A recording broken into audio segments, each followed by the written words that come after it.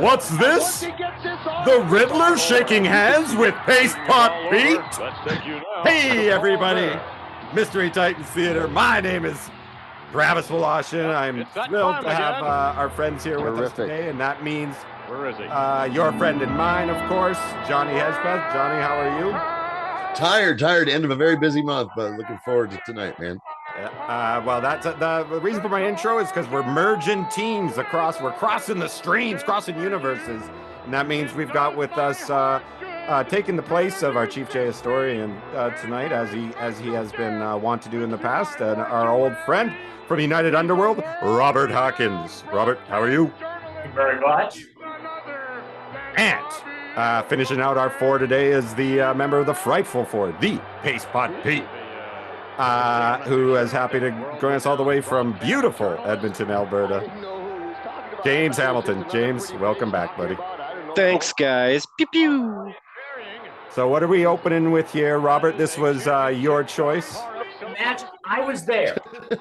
that was you. That kid who's really mad. 1991. Wow, and there's that championship. A TV taping in Worcester. Bobby Heenan for the first time walked out. WW. It's only about 2 weeks after he fired Flair. I mean, I'm an 11-year-old kid who doesn't have cable for her to get Meltzer. And I'm sitting there up in the top row, and of course, what happened? They didn't air it for a month. None of my friends believed me when I told them. Really? Oh, that would be crazy. They're like, you're just making that up to seem like you're cool. Okay, that's funny. I thought the first time was at the end of a wrestling challenge where he walks out with the belt with Monsoon and Neidhart. And they're like, what the hell is that? That's not Hulk Hogan's belt. And he's like, Hulk Hogan's belt? It's a piece of shit. And he goes, and he turns and he says Ric Flair, and me and my roommate at the time, who were out of wrestling but just happened to click by, lost our shit. You know, we're like, what the fuck? Oh. So yes and no. So that aired first. But Sorry, guys, I see. A month before it was aired in the last, July, the 29th of July. Gotcha. Because the thing you saw was just one of those studio things where they would, with the green screen, and then they would dub the audience behind. So that was just filmed in the It was so, we weren't even watching wrestling right then. We were flipping around the channels and just managed to catch it. And it ignited a 1-year interest in the WWF again. And then we Cool. fell out of it. Oh no. Oh, Oh no. Oh no. Gosh, I'm beautiful. I'm pissed. I was just think of him in They Live, the way he'd say, he'd say, oh no. Oh no. Oh no. Oh no. When that's how I say it in Winnipeg. Only one real wrestling champion, and that's the World Wrestling Federation champion, Hulk Hogan. Amen. Tease perhaps for where things might go later tonight. What's your opinion? That's just your opinion, dude. World champion. Let me tell you something about And this was one of those marathon tapings. So they did what we're going to see tonight, about an hour of dark matches one night. My lasting memory of this was coming back home with my parents, who apparently thought I was part of Vince McMahon. They were pissed off went as long as it did. No, of course. And on the microwave, clock, walked back in at 2:12 a.m. Now, we lived about an hour from Worcester where this aired. The show didn't happen. So the title is a bit there, Robert. the title is vacant. Is that? Well, no, this was when Flair was. Okay, was, so yeah, what happened? Flair was fired by WCW, or he quit. No, I can't remember exact the details, but he was really unhappy. He goes to WWF. They didn't bother even to get the belt back, and he takes the belt with him, and comes in proclaiming himself the real world champion. It's the end of summer. We might as well finish with a Summerslam Spectacular. Nice. I always liked how Hawk just kind of 3D flew through the screen there. That was pretty close. So this isn't SummerSlam. Yeah, no. Finally. So, Robert, you were at this show as well? At this show live, pretty much that shot you saw a second ago. Yeah. I'm one row up from the camera. And there's Wow. our boy, Sid. 11 years old, and this was basically an early birthday present I begged my parents to do. Not because of what's on this card, because they didn't announce anything. No, but because of the dark match main event. Right. So was Justice his maiden name? I think it's just after he went to law school. Yeah. Wow, so cool. Totally Has been- tubular, Bobby. Kunga bunga guy. Bobby Heenan is definitely shoving at Ron John's. Right. Wait to see Sergeant Slaughter regain the WWF title from Hulk Hogan, because it's going to make me laugh at SummerSlam when Hogan gets in that ring and he's not champion anymore. And what's he going to do? Yeah, it was one of those things because he was Sid Vicious, which is an awesome name. Yeah. Vince was not going to call him Sid Vicious. He was going to give him his own name. And that was at a time when he did use names from other companies. But Sid Vicious, still people thought of, Sid Vicious, the guy who murdered his girlfriend. Sure. And so then it was Sid Justice. I never liked Sid Justice. I thought it sounded stupid. But then I didn't like any of his other names. I didn't like Psycho Sid. No, that was stupid. So they spelled it dumb too. I didn't like when they called him just Sid. And there was another one, I think, somewhere, and none of it. Sid Vicious was the only name that worked for There me. was a summer when he went by Alan, which was odd.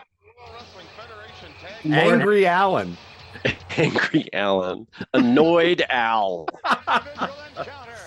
Dude, just chill. Chill. Oh no. Robert, I'm a little worried right now. I wanted to confirm beforehand, and we may have to add something before we sign off today. The long con is in this show, right? I hope so. I suggested a match. But is it on? It's not on this SummerSlam show? Oh shit. I got it. I got it. Okay. All right. I suggested was his legendary 5-star classic without back jack. That was one of the first ones we did. Yeah. That's all right. Right, Johnny. Yeah, you keep one on deck. That'll be what we sign off with today. Make sure we don't forget, you guys. Well, I'll send you the link on your phone because that's all I can do. Yeah. Okay.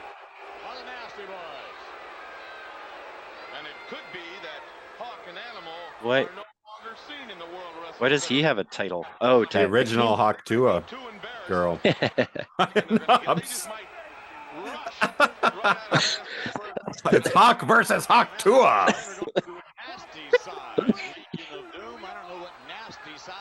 You gotta spin that thing.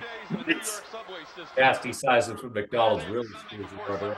Just ride around the subways and have a good time. You figure it out. Oh, you made me choke. I thought that said right in the butt for a second, but no, mouth of the South. I see it. That's the warlord who prefers Either or. Mouth of the South. Another word for the anus. The mouth of the The South. mouth of the South. A lot of people. hey, you never go mouth to mouth of the South. No, that's how you get pink eye. Oh my God.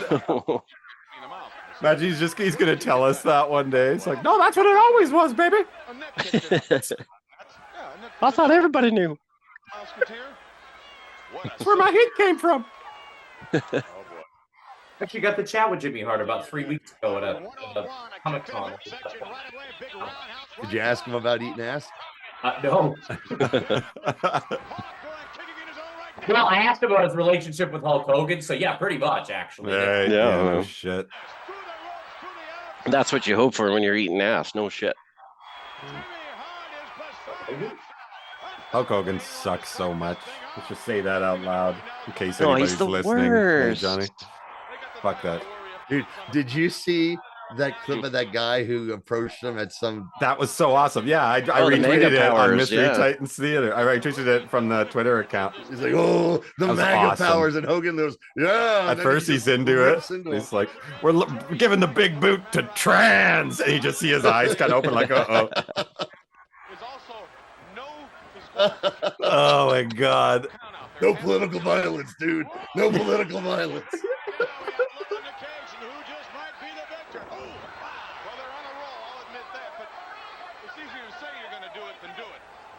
And when you first got back into this, Johnny, I assume, were you a little bit ticked off at the red plastic shoulder pads and the Legion of Doom name and watering it down, or were you kind of like, man, it's a bit... Well, like I said, like I had seen what when I again, one of those times where I just happened to be watching it when they were like the Legion of Doom are coming to face Demolition, and I saw the look, and I'm like, A, I hated that they called him the Legion of Doom. B, I didn't Here's like Johnny right there. But that was earlier. This was like when that belt showed up, we got interested, and which led to actually us getting WrestleMania 8, because in that early part of '92, things like got more serious and less kiddie. There's some like good grown up shit, some weird dark shit. And Ric Flair was there, so we're like, okay, then we're gonna watch. Yeah.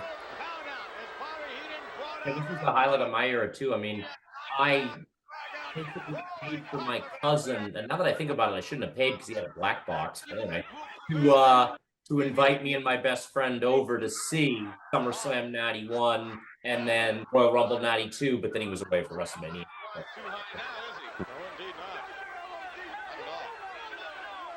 Did he call them LOD? Yeah. I guess that's what they're called. I want to see him call them Road Warriors by mistake. Were they ever the Road Warriors? Not in yes, WWF.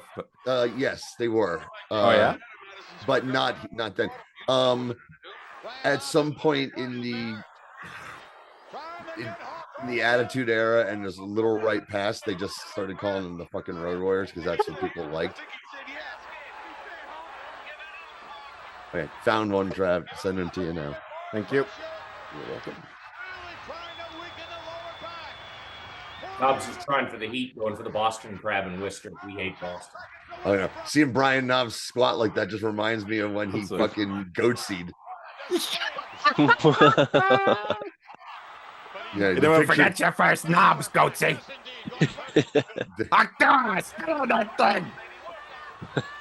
Yeah, type that into your search engine. So when he gets to SummerSlam, they can continue to work on it. Virus is there. Down to the canvas. That's what I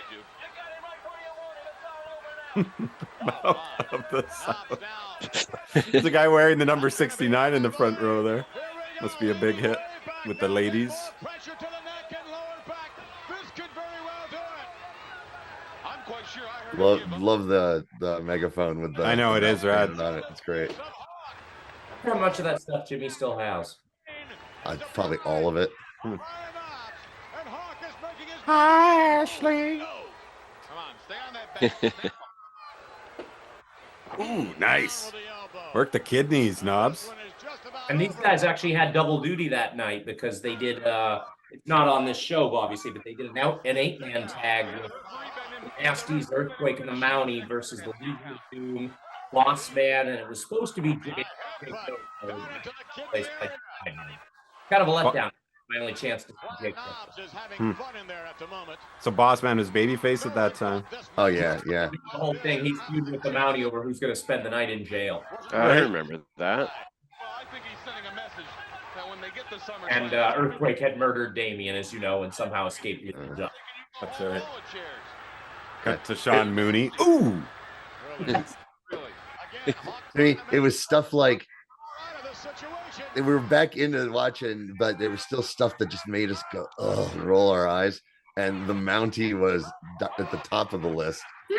Oh, the Mountie was awesome. Well, So funny. We hate. I was like, this is goofy. Yeah. But then the fucking the taser thing where He you did heard have a taser. I was like, this sucks. This stinks. And then he got a taser the size of an M16. Pretty Yeah, I know. It's fucking so everyone in the cheap seats can see it. Vince McMahon was a fucking insane. These are the ones we have north of the border. That's the way we do it. It's a former light tube that is just shorting. Nice clothesline there. That's it. Yeah. It was weird seeing Hawk. That was a good match. It was weird seeing Hawk just wrestle a normal match, selling for. Yeah, he was underneath that whole match. Yeah, that's weird. A guy's infamous for not selling. I have that haircut. How nasty are you going to be, nasty boys? So there's I saw today there's a new Netflix show. Yeah, the Vince documentary. Yeah. Didn't he have to sign off on it or something? So I think at the beginning, but I don't know by the end. But also Netflix has a deal with WWE now. Yeah, so. I mean, that's right. Yeah. Yeah, the poster's great. It's Vince marionetting a puppet of Vince as a wrestler, and at first I was like, oh, cool, and then I was like, wait a minute, they're gonna be on Netflix in a couple months. I don't know about this. Yeah, we'll see. We'll see. Well, they already said that no one's contacted. Just Killer Khan. No. Who's this? It's the Snake Pit, right? Oh, the Snake Pit. So I always bring the ladies on the third date. Oh no, this is one of these dumb acting montages with fucking Warrior. Ugh. Trusted me to this point. You've reached out and you've given me your hand. About the Warrior, he also no-showed this show. Oh yeah. Oh no. Big surprise. Those like white dockers came from the boat.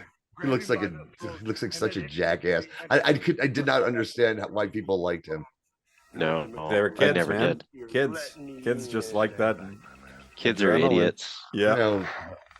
Sounds real nice, doesn't it? Squeeze. But you're not afraid But have you ever seen the handwritten letter he sent to Vince making all the demands? Yeah. Yeah. Protest to do it. Funny thing was, actually booked, remember them announcing it, take on Mr. Perfect for the Intercontinental title. Oh. Okay. Okay. But Perfect so injured he couldn't do anything.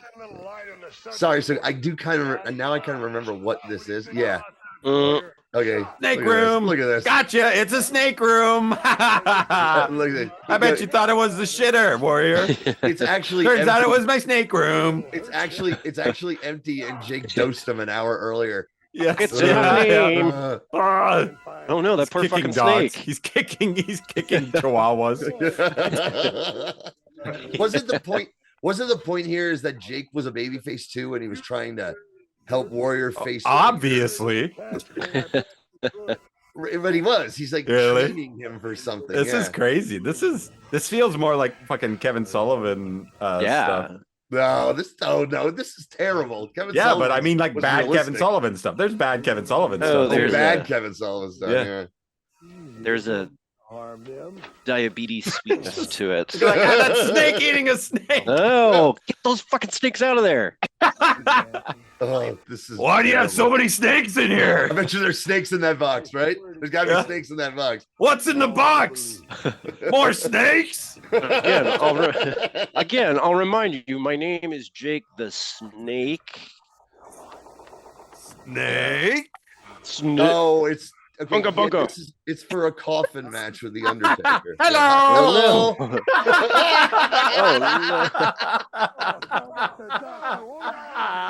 This is awesome. Why'd this you is like tremendous. the snake bite you? Oh my god! It's like a Batman villain now. There he is. The United Underworld has got to him. Snake face. Those Dutch tilts are really good. This is hilarious. Feel. I'm tripping balls, Roberts. Come on, don't you dare, Bob. This is insane. Help me, Snake Man. Oh, I've been What did you there. think was going to happen in the snake room? A snake went just right up his hoo-hoo. Oh. That Right was in his your pee choice hole. to go in the snake room. Poison runs through your veins. Oh, he's coming. He's coming. Oh no. My warrior. Oh, unfortunately, he doesn't know it's actually a pole door. And I love it. Jake's He could have gotten out the well-wearing. whole time. Now, if you don't mind, I got a pina colada. I gotta get back to. Calling my name on the deck. Sir Jimmy Buffett won't serve himself. Well, I guess that's the old story about snake versus warrior. The devil's work is done. Oh, It was a push door. it was a Shockmaster thing. He actually fell through the fucking door. Yeah. Yes. Oh, Jim Hellwig thought this was real about 3 minutes ago. Yeah. This whole time. This is really happening. Who's this? Oh, Undertaker? Yes. Great steel Oh, curve. yeah.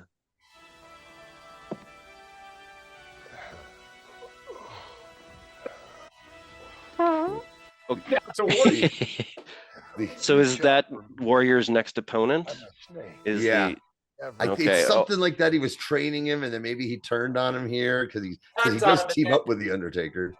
it never gets resolved because Warrior, would wrestle the SummerSlam 91 match and then get fired. Oh, right. Right. Okay. Bring out the gimps. So I story, did they just leave? Did they just walk away to go do something else and he eventually walked out of it? or were they really there in the first place? Yeah, that was. I fucking hated the Undertaker until Mankind arrived. Sure. I hated I loved the real life guy. I realized that he did a wonderful job at being that character, but I always fucking hated Paul Bearer. It was like change the channel fucking shit for me. Oh my Undertaker. There he is. There's our boy. Oh. The thing is, Johnny, I was 11, and my other big hobby still was the Universal Monster movie. Right. I mean, Okay, I got a character from the other thing I love that suddenly walked into the WWF. I didn't mind. I was always indifferent. yeah. Now here, I I hated this too. Is it who's this? The The Barbarian. Barbarian. This is Oh, how the big- fucking Vince's this is Vince's version of the Barbarian. Right. He has antlers. Barbarian's like a Viking, right? Hey, here we go. This could be Oh. pretty good. Mhm. Barbarian's good.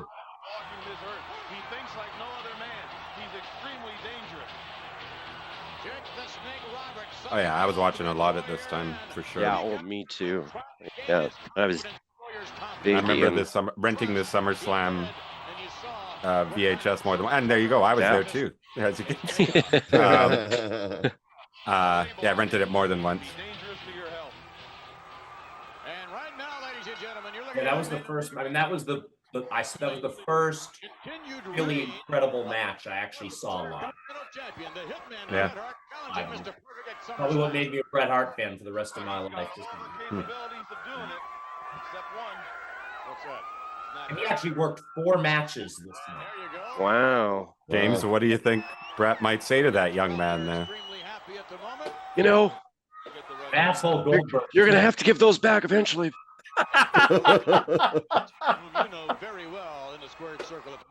I never had a problem lending things to people, but no, I'd give them back. That was rough. Great. Yeah, I didn't want to say anything. I have one. I did just want. You know, that's all. That's all I got. Like I can do it. I I used can to do a. trust that pizza boy. You gotta be angry about something. Like You know, I can do a. I can do a. I can do a really good Paul Giamatti as long as I say Paul Giamatti. As long as I stick to that. Can you do Paul Giamatti as Stu Hart? That's what it counts. He knows the ring. He knows what he's doing in there. And you can see the hitman off the rope. WNBC. WNBC. I watch everything Star Trek, but they announced they're doing this Star Trek Academy show, and then they announced that the commandant is my biggest all-time Hollywood crush, Holly Hunter, and Paul Giamatti's in it too, and I'm like, What? Yeah, yep. It's I'm like, here we go.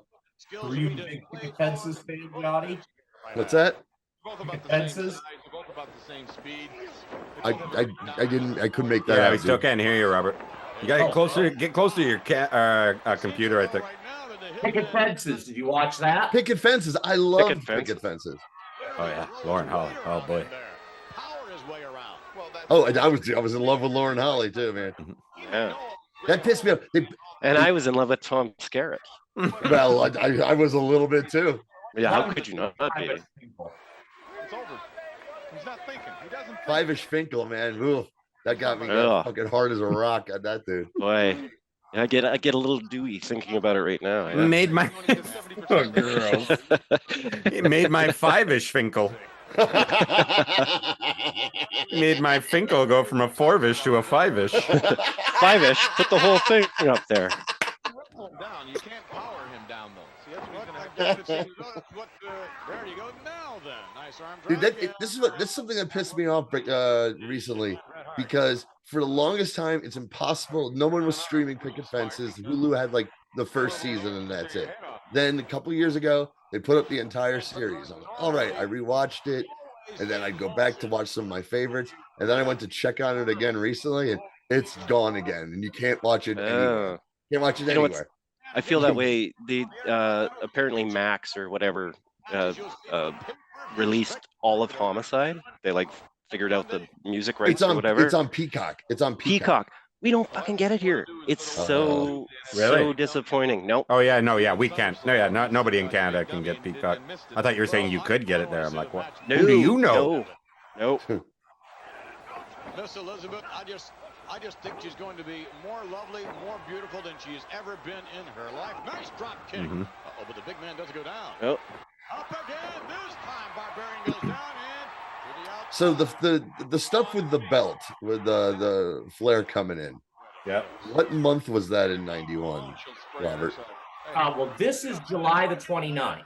Everything we've seen today, Including the Bobby Heenan with the belt. That's the same show. So in terms of the first time it happened, like to a live audience, the one you're thinking of, though, it didn't. No, that's not why I was asking, because I was trying to remember like what sparked our interest, and then what we didn't watch. Oh, that's the other thing I fucking hated. The coach, John Tolos. Who's the coach? Because there was still a lot of he looks like Super Dave that we wouldn't have watched. Bob Einstein. The coach.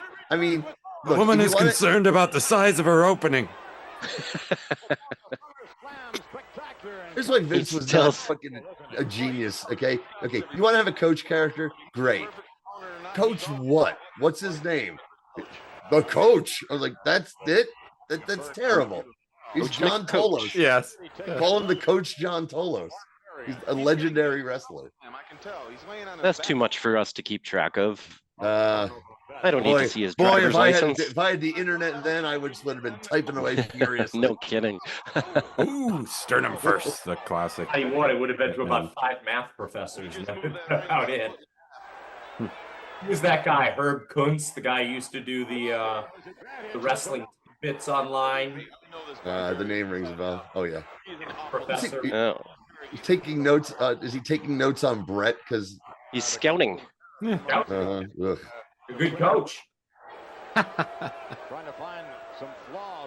to figure out how inflating Mr. Perfect's balls will help him win the match, but I don't think it's. He's taking notes on the Barbarian's furry gear. Is that his? You know, I was a little flattered that the coach always looked at me. It was a good place to be. Oh, that's terrible. It just gets more Bill Clinton all the time. Yeah. Paul Giamatti.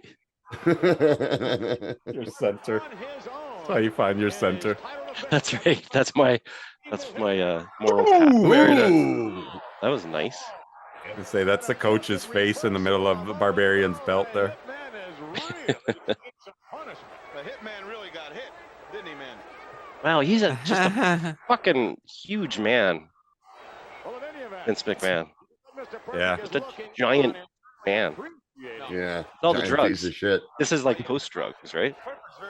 Sure. 91, he was fucking. Well, nobody's steroids. testing Vince McMahon, so he did all the drugs. Yeah. You know, the Barbarian really hung me up to dry a little too long. Go with the Bulls.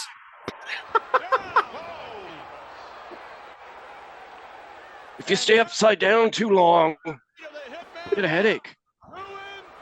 I've had a headache for 20 years. You know, I used to have a lot of respect for Joey. Or no, who's Danny Davis. Danny Davis, pardon me. You know, I never really had a problem with Danny.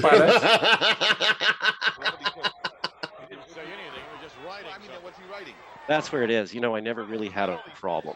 That's where Brett lives. Yes. No, never really had a problem. Barbarian,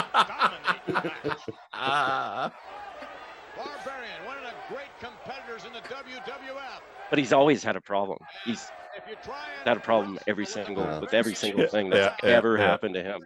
Well, God I bless wonder him. if he has a problem with the clip I found. Here's a teaser for next show, boys and girls. Remember that Brett shits his pants. No, that Aladdin show that he was in. Oh, yeah. I've I've seen got clips of it. I've got a nice little So funny. 4-minute ad. That's for it, awesome. and You should save is it for my not- birthday. Save it for my birthday. Oh, Kevin's going to join us for my birthday. Makabe's going to hopefully join us either 23rd of November or December 14th, one or the other. When's your birthday then? What's that? When's your November birthday? 16th. I'm in there somewhere. I mean, unless we really need to see it. Oh, yeah. James is there on the 2nd. And it is not Disney at all. It's I know. He played at the Jube a couple times. I Yeah, never the went, Jubilee, both Jubilees, one in Edmonton, one in Calgary. I'll just say this: it's something else. Hey, we could watch an episode that he's in 18 of them of Lonesome Dove this series. Lonesome Dove, that's right. I know. Yeah, but he's doesn't have a bit. Maybe there's a super cut of Brett in Lonesome Dove somewhere. I'm sure there is. Because I'm one of the world's biggest Lonesome Dove fans, the books and. Oh, I love the books and the movie or the original series. Yeah, in the original series, but I never once gave that TV show a look. That's brutal. It is brutal. Was it bad?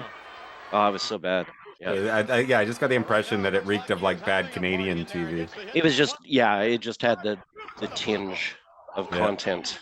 Yeah. And what also was terrible was the first sequel that was just not based on a Larry McMurtry book. Some CBS hacks put together a fucking. Is that the one with Ricky Schroeder? No, Ricky Schroeder was in the original. He's in the first one, right? Right. No, the one where they get John Voight to play Call. Oh yeah. And I saw 10 minutes of it and immediately was this is garbage, But then the other ones, when the other adaptations they did of the other books, all pretty good. Did that show only run 1 year? The one that Brett's in. What's that? Lonesome Dove, I think one season. Right? Lonesome Dove, yeah. Well, maybe no, more. I don't know. Lonesome Dove was on for 12 years, man. It was, I'm not lying. It was on a really long time. I don't think it was 12 years, but well, I have no concept of time. Time is went on the relative. Russian leg sweep. That'd be a nice surprise. And the Summerslam Spectacular, no.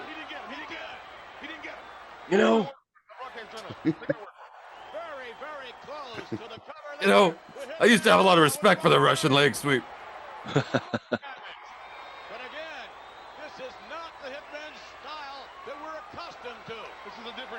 And then I tried that. No, I don't have it.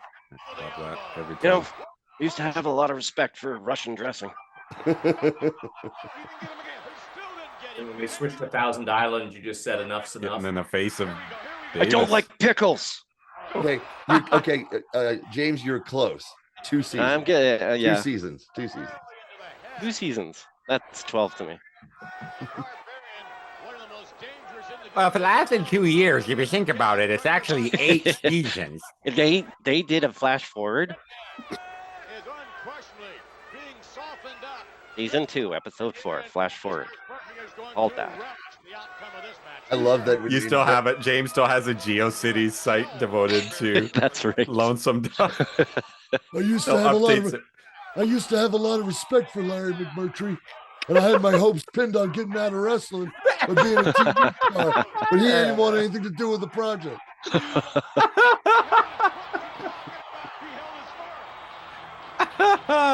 Did you see that recent picture somebody posted of Brett with like those 3 black chicks? And he's just got that look on his face like, yeah. Yep. Yeah, And Public Enemies podcast. Public Enemies podcast kicks ass. That's a great follow on Twitter, by the way. That's where I found that Mega Powers guy. And someone put up that picture next to the picture with him and Salt and Pepper at WrestleMania. Same that's look on The his best. face. Yeah, that's Same the best. exact look on Exactly, his yeah. face. And now his He's wife, just like, like, his longtime wife, yeah. I used to have a lot of respect for white chicks, but then And shortly after the Montreal screw job, I got the ultimate screw job. All right,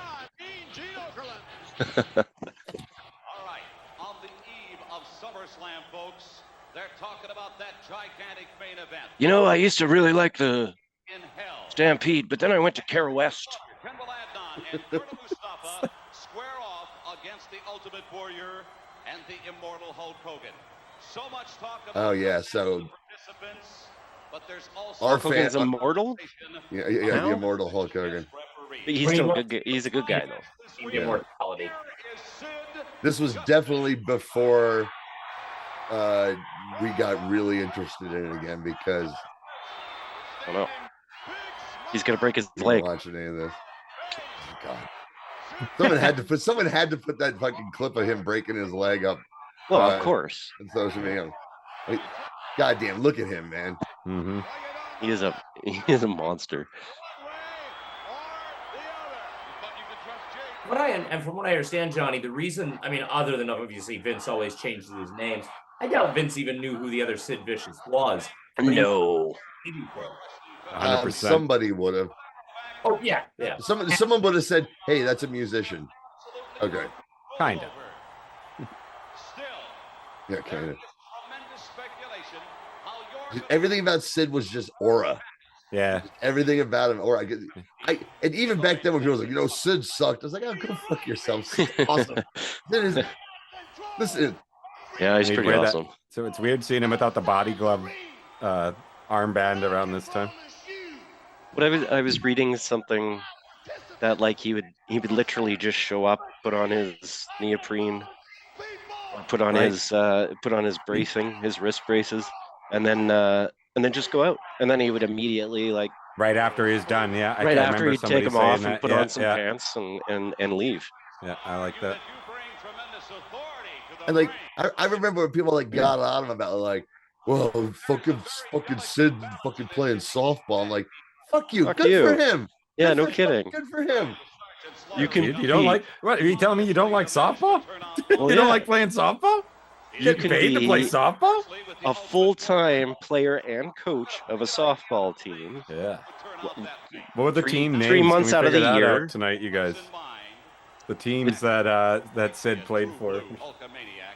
We had more in the chat. Fridays are always slim on the chat. I'm And going to, yeah, Marta. Well, the reason why we've had to do this today, Johnny, is Uh-huh. Marta and her now husband, Mike, another good friend, got married during COVID, but they weren't able to do a thing, but they're finally doing it tomorrow. They're having a celebration 5 years later. So, awesome. yeah, Cool. Tell her I said congratulations you again. got it. 100%. Oh yeah.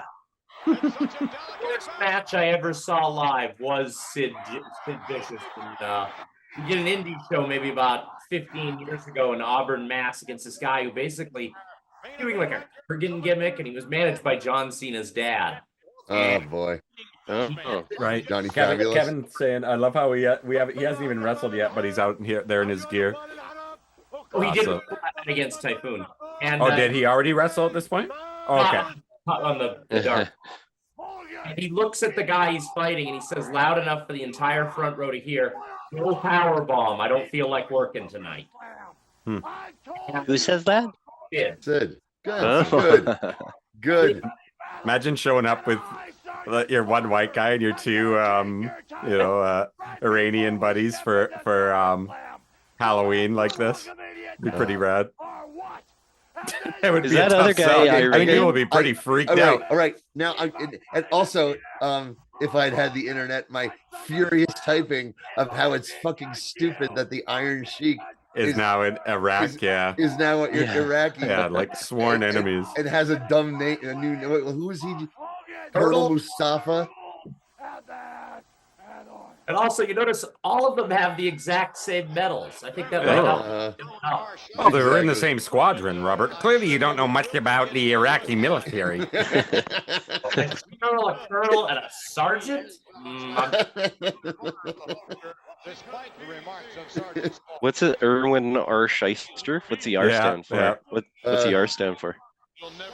I was going to say it out loud. It's that word that's been trying to make a comeback. But I bleeped it in the past. And as somebody who works in education, I just can't. You can't. But it is a word that has been making You have to have a real comeback. Really? Yes, Rotunda. big time. Do you All follow the kids are Nick saying Mullen? Rotunda. That's Rotunda. Or like Shane Gillis when he was on Kill Tony. Did you see that recently? Shane Gillis when he was as Trump. Oh yes. Oh, that was super funny. Insane. Really bad. Insane.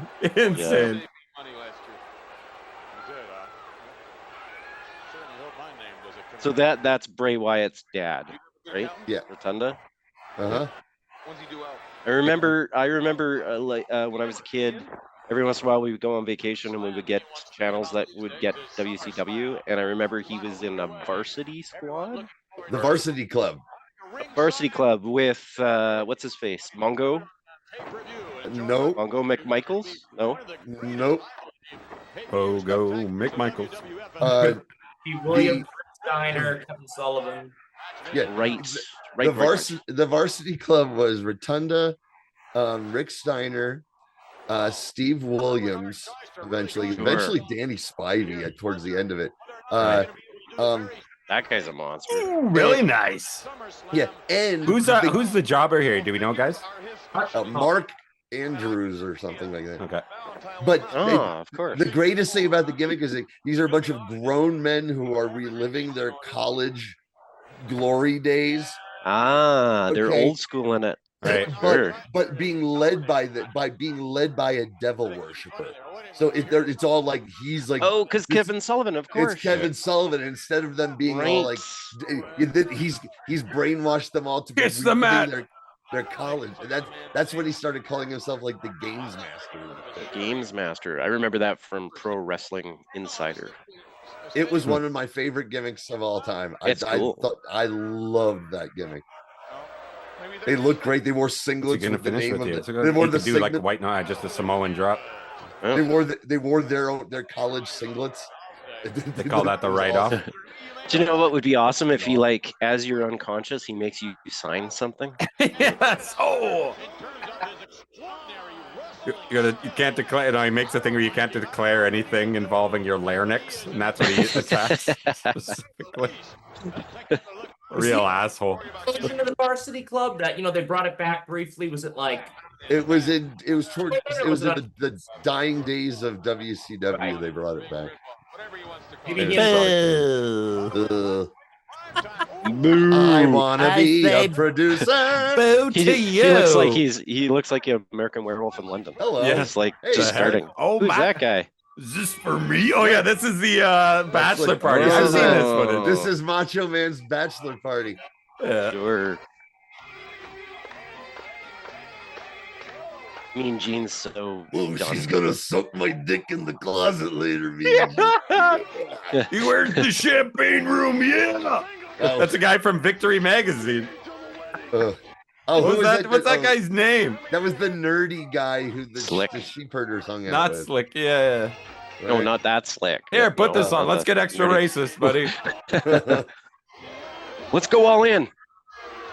I remember. Oh no, this. Roddy's there. Mooney. Roddy's there. They will go Roddy's all in. legitimately fucked up. Yeah. They will go all in. Heated. I like that all the heels and faces are getting together. They're like, hey, we can all agree on one thing. Yeah. Pussy. Look at the gorilla is not fucking around. He's in Sniffer's Row. Did you see that? They're this close to starting a chant of cocaine, cocaine, cocaine. Bud Weasel. The beer's called Bud Weasel.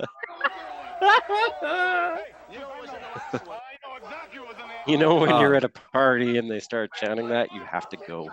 What was the bushwhackers accidentally killed a hooker. She's dead in that cage. They baked her. I'm really sorry, boss. They baked her in the cage. We baked ya.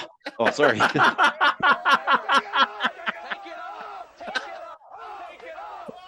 Take it off. Well, no. No.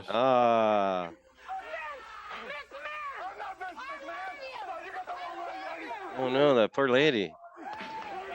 Well. Watching behind the camera. Funny shit. Hey, the chairman didn't get a ha-ha out of you. Scotty, as one of the members of the late lamented Worldcast podcast, this match is Kerry Von Erich. The only thing I'm going to say is, I don't know how often you saw this happen at Worldcast, but I'm pretty sure in this match, he's on enough drugs, he forgets wrestling is. Oh, wow. Throughout when he's on the apron, it's some stuff.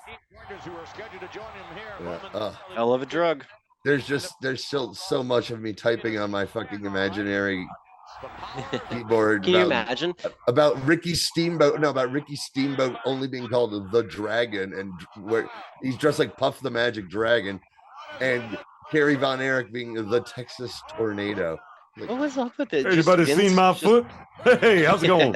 Hey. Oh Jesus, you're right, Robert. Right there. But he's so stoned that he still wears his robe that says Kerry.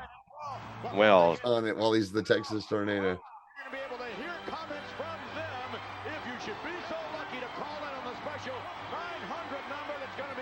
Oh no. He's officially on Zahorian diet at this point. Oh yeah. Yeah. Oh, I read a terrible story about him the other day. I won't. What? It was, yeah, I know. No, it was how you have to be okay. With the exception of Ricky Steamboat, you're gonna have to be way more specific. Well, about with the people who we're talking about in the ring. Yeah, no, about Davey Boy and about how in the 80s all wrestlers' wives slept really well but had sore buttholes. Yeah. Just fucking terrible. Like awful. I read that thing. It wasn't sorry, all everybody. Wrestlers. It was his wife, but it was somebody else. I don't know, Jim. It was Neidhart's wife was like maybe his brother-in-law. His brother-in-law. Who's Orient Express at this time? It's Pat Tanaka, who's awesome. Oh, sure. And it is Pat Tanaka, right? Yep. Oh yeah. Okay. And the Kato in the mask is a white guy. What? Paul Diamond. Paul Diamond. That could be Asian. And the third guy was the original member, Akiya Sato, but they switched it after Survivor Series 90. Now, what's really bizarre about this is I've looked on Cage Match and other things. This is Sato's only match in any promotion in 1991. So he randomly shows up to do a 3-person. The WWF I can't imagine where he was living, but he was obviously, they flew him from Japan to Worcester to work this, and then apparently sent him back the next night, and he never worked again for the rest of the year for anybody. Love to hear the story behind that, because it just makes no sense. Is it skin the cat? Nobody skins the cat like very Steamboat. correct throughout. Oh, Mr. Fuji. See a good cat. Ah, very good. That one took me a second.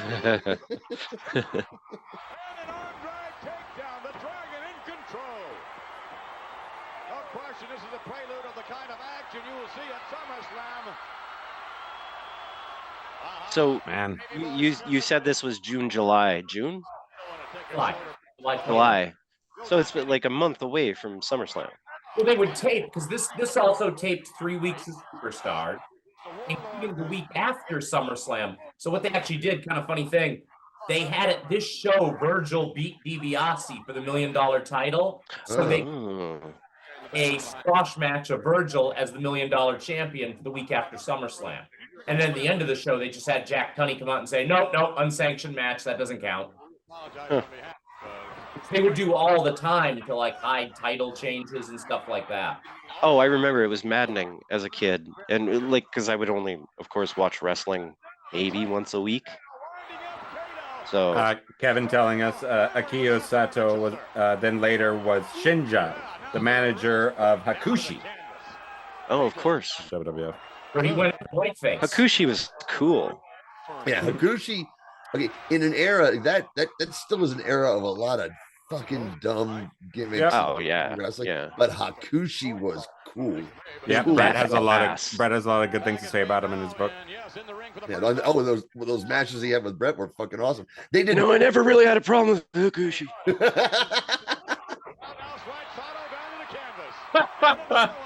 But I do have a headache. Do you remember that cool shit they did where Hakushi reached in like a velvet bag and pulled out a decapitated Bret Hart head? Oh my god! Yes, of course. And it looked. And that was kind of the same time as Choppy PP. No, that was way earlier. It was like 12 years earlier, James. Well, hey, there you go. So it was the next day. Yeah, exactly, both. It could be both. A thing could be two things. Trading chops to Dragon and Kato. They work real smooth. Who's the white boy again? Okay, Paul Diamond. Okay, is he any good? He's very good. He's very good. I get that impression. The guy who trained Shawn Michaels. Ooh, there's That's cool. He's the coolest jobber. All right. One of them. Eventually, I have a question to ask about AEW. I watched a couple episodes. All right, what's the name of the fat bald guy? Kingston? Oh, Eddie Kingston. Eddie Kingston? Yeah. What is the appeal with Eddie Kingston? I don't get it. He's the everyman. I don't get it. Wow. Yeah, I don't get it. Johnny loves Eddie Kingston. That's why I mentioned it, because I don't watch it anymore because I find AEW unwatchable right now. But when I was watching it, one of the only guys I really loved was Eddie Kingston because I remember seeing him back in the day, and so he's been around for a long time. Yeah. And his story's great. He's one of the best fucking promos on the fucking planet. Oh yeah, no, I've seen it. Yeah, and I love the everyman brawler who fucking is the ultimate underdog thing. Okay. The only thing I don't like about Eddie Kingston is when he gets into doing his New Japan the slappy choppy thing, tribute act stuff that looks like shit. Yeah, but that thing where he does the slappy thing. Yeah. Okay. All that shit. All right. That shit. Get in there. Come on, get But the I agree. I get it now. There's no denying his magnetism. Like it's somebody. Oh yeah, he's one of the only ones. He's one of the only people there who feels real. Yeah. Well said. He's always had that. How big is he? He's a monster. No, there's just certain wrestlers that I just don't. I don't get the appeal. He's like Cody Rhodes. I don't get Cody Rhodes. It took me a long time. Time. Oh, I totally get it. I also could see why someone would not like it. Yeah. Maybe that's what it is. Maybe I just don't like it. But those people right now is, well, it's kind of a minority of the overall audience, because Cody Rhodes right now is like the top baby face. He is he's so popular, yeah. And now there's two top baby faces in wrestling, because Roman Reigns is back and he's a baby face. WWE right now has two amazingly over top baby faces. Here's how you can tell the old pervert's gone. There's an entire stable of hot top baby faces. No kidding. Do you remember that hang we were out talking we were back. talking about this last year. We were talking about, well, actually I was wishing for Vince McMahon's death. I remember. Yes. Sorry everybody. Excuse me. That's why he's in the dark. That's why he's in the dark. Yeah, that's why. I wished for Vince McMahon's death.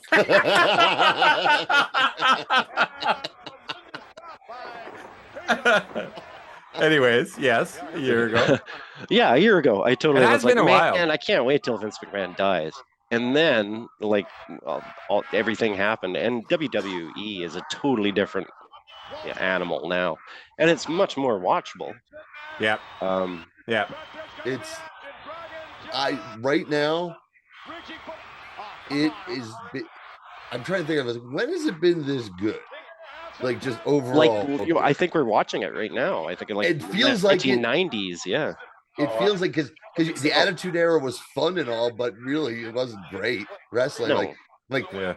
This is all shit that all makes sense. It feels more like Crockett type booking, and they're not paying to the lowest common denominator, because they figured out focus groups, and it's all publicly owned, and they know how to. These entertainment. What do you mean now or conglomerates? Or I'm talking now. Like now they know how to do all that stuff. But I'm speaking to the booking of it, and I'm going, oh yeah, this is all very simple. You can tell shows are not at the whim of an insane maniac who changes his mind an hour before airtime. Yeah. And all this shit. Everything is well planned and well booked. Depending on how things went in the boardroom a few minutes earlier. Yeah, So there were no other board members there. Did he just do it to that kind of thing? Did he just change plans at the last moment just to fuck it up, or just to like keep people on their toes? It wasn't right. It wasn't good. Right? I think the answer to why Vince McMahon did anything is the leaves. The leaves.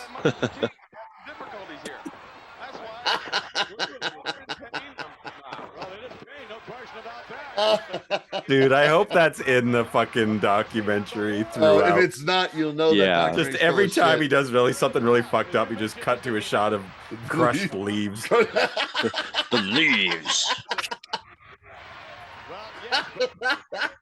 They're gonna spend an entire episode about sneezing. About sneezing. Episode 3, sneezing. I think it says it all. Not that I agree with with everything he says, but one of Jim Cornette's omnibus YouTube videos is just insane Vince McMahon stories, running time 6.5 hours. Wow. Oh yeah, I've seen a bit. He only was with Vince for like 2 years in terms of actually working with him. Right. Ooh, nice. Holy shit. I ain't catching shit. I'm the Miz. I'm the Miz of 91, baby.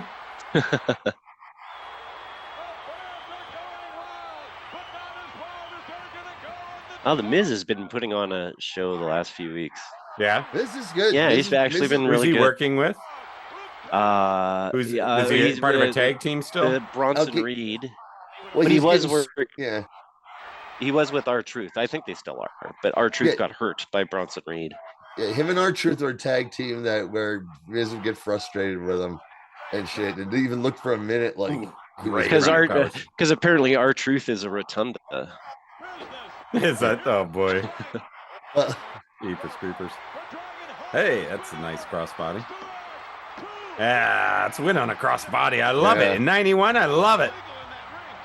Heck, so does that crowd. Sure. Oh, I see you, Robert. I see you, buddy.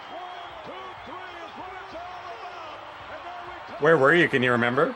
My cheap seats, $10 seats. Literally at this point, my dad is literally saying to me, I hope you enjoy this show because it's going to be a damn time before you get another one. Did you bring You're a, like, thanks, Dad. Thanks. did you bring a sign? No. I mean, I was up. 91, they weren't really, because again, this wasn't announced that it was going to be filmed or on television. This was just I suppose. He just had a note he was going to pass to the barbarian that says, "Do you like me?" Click yes or no. Can I try on your belt? Hey, Look at this. Look at this bullshit. Oh, that's so it's sweet. hilarious that they do this whole angle as they're starting to fall apart. Hey, you gotta think, like, I had a sister who's like 2.5 years younger than me. She's getting into wrestling because of this. You know what I mean, Johnny? Match quality didn't matter to us then. Of course it didn't. I'm not even talking about match quality. I'm talking about the presentation of it. Yeah. Like, And was Hulk Hogan showed up in like the Teagues? Was this GI Commando? What? Suburban Commando. He's been feuding with Slaughter. Suburban Commando. He's been feuding with Slaughter. So they have a series of boot camp matches that are pretty good. The ones you could. Boy, things are starting to look pretty bogus, Vince. Yeah. Yes, his mind is totally gone. But it's Totally. It's only a couple of months before they pull all the way back. The least triumphant. But I was about to say, within a few months, like I said, Vince just pulls back from all the goofy kiddie shit, and things get like, and the goofy characters, and things get a little more serious. Yeah, sorry, I'm trying to figure what's the name of it? Rocco Modern Life. Oh, Rocco's Modern Life. That's who he's Modern dressed Life. like right now. That's who Bobby is dressed like right now. Rocco. Most heinous. Like, he looks like a vampire, fucking McMahon. Well, That's Heenan how looks they like a walk lost it. boy. It's like, you have to let me, if I will be from Iraq, you have to allow me to walk the way that we make fun of Iraqis. This is how he walks. He's just out It's a big joke in Iran. Everyone knows this is how Iraqis walk. Look at me, I am Iraqi. And it's really pissing off. It's really pissing off El Kasi. Yeah, right behind him. Who's legit Iraqi. They have heat. We to don't this day. walk like that. I've asked you not to walk like that. Fuck off. You said you wouldn't do this. Every time with this fucking guy. And oddly enough, I saw Slaughter, let's see when. Sunday. No, not a week ago Sunday. You saw Slaughter? Oh yeah, Rad. I don't know. Yeah, we're old friends. Kiss of death. Kiss of death. Oh no! Oh, no, Stop did we it, just you kill guys! Sergeant Sorry, Slaughter? everybody. Sorry, everybody. Got him right now. I've got him waving the American flag Hulk behind Hogan. me here. Look, Hulk Hogan's here. Hulk Hogan! Hulk Hogan! Everybody say Hulk Hogan! Oh, please! Hulk Hogan! Hulk Hulk I Hogan! Hogan. just want to. Don't set up your Google updates. One of the more forgettable T-shirts.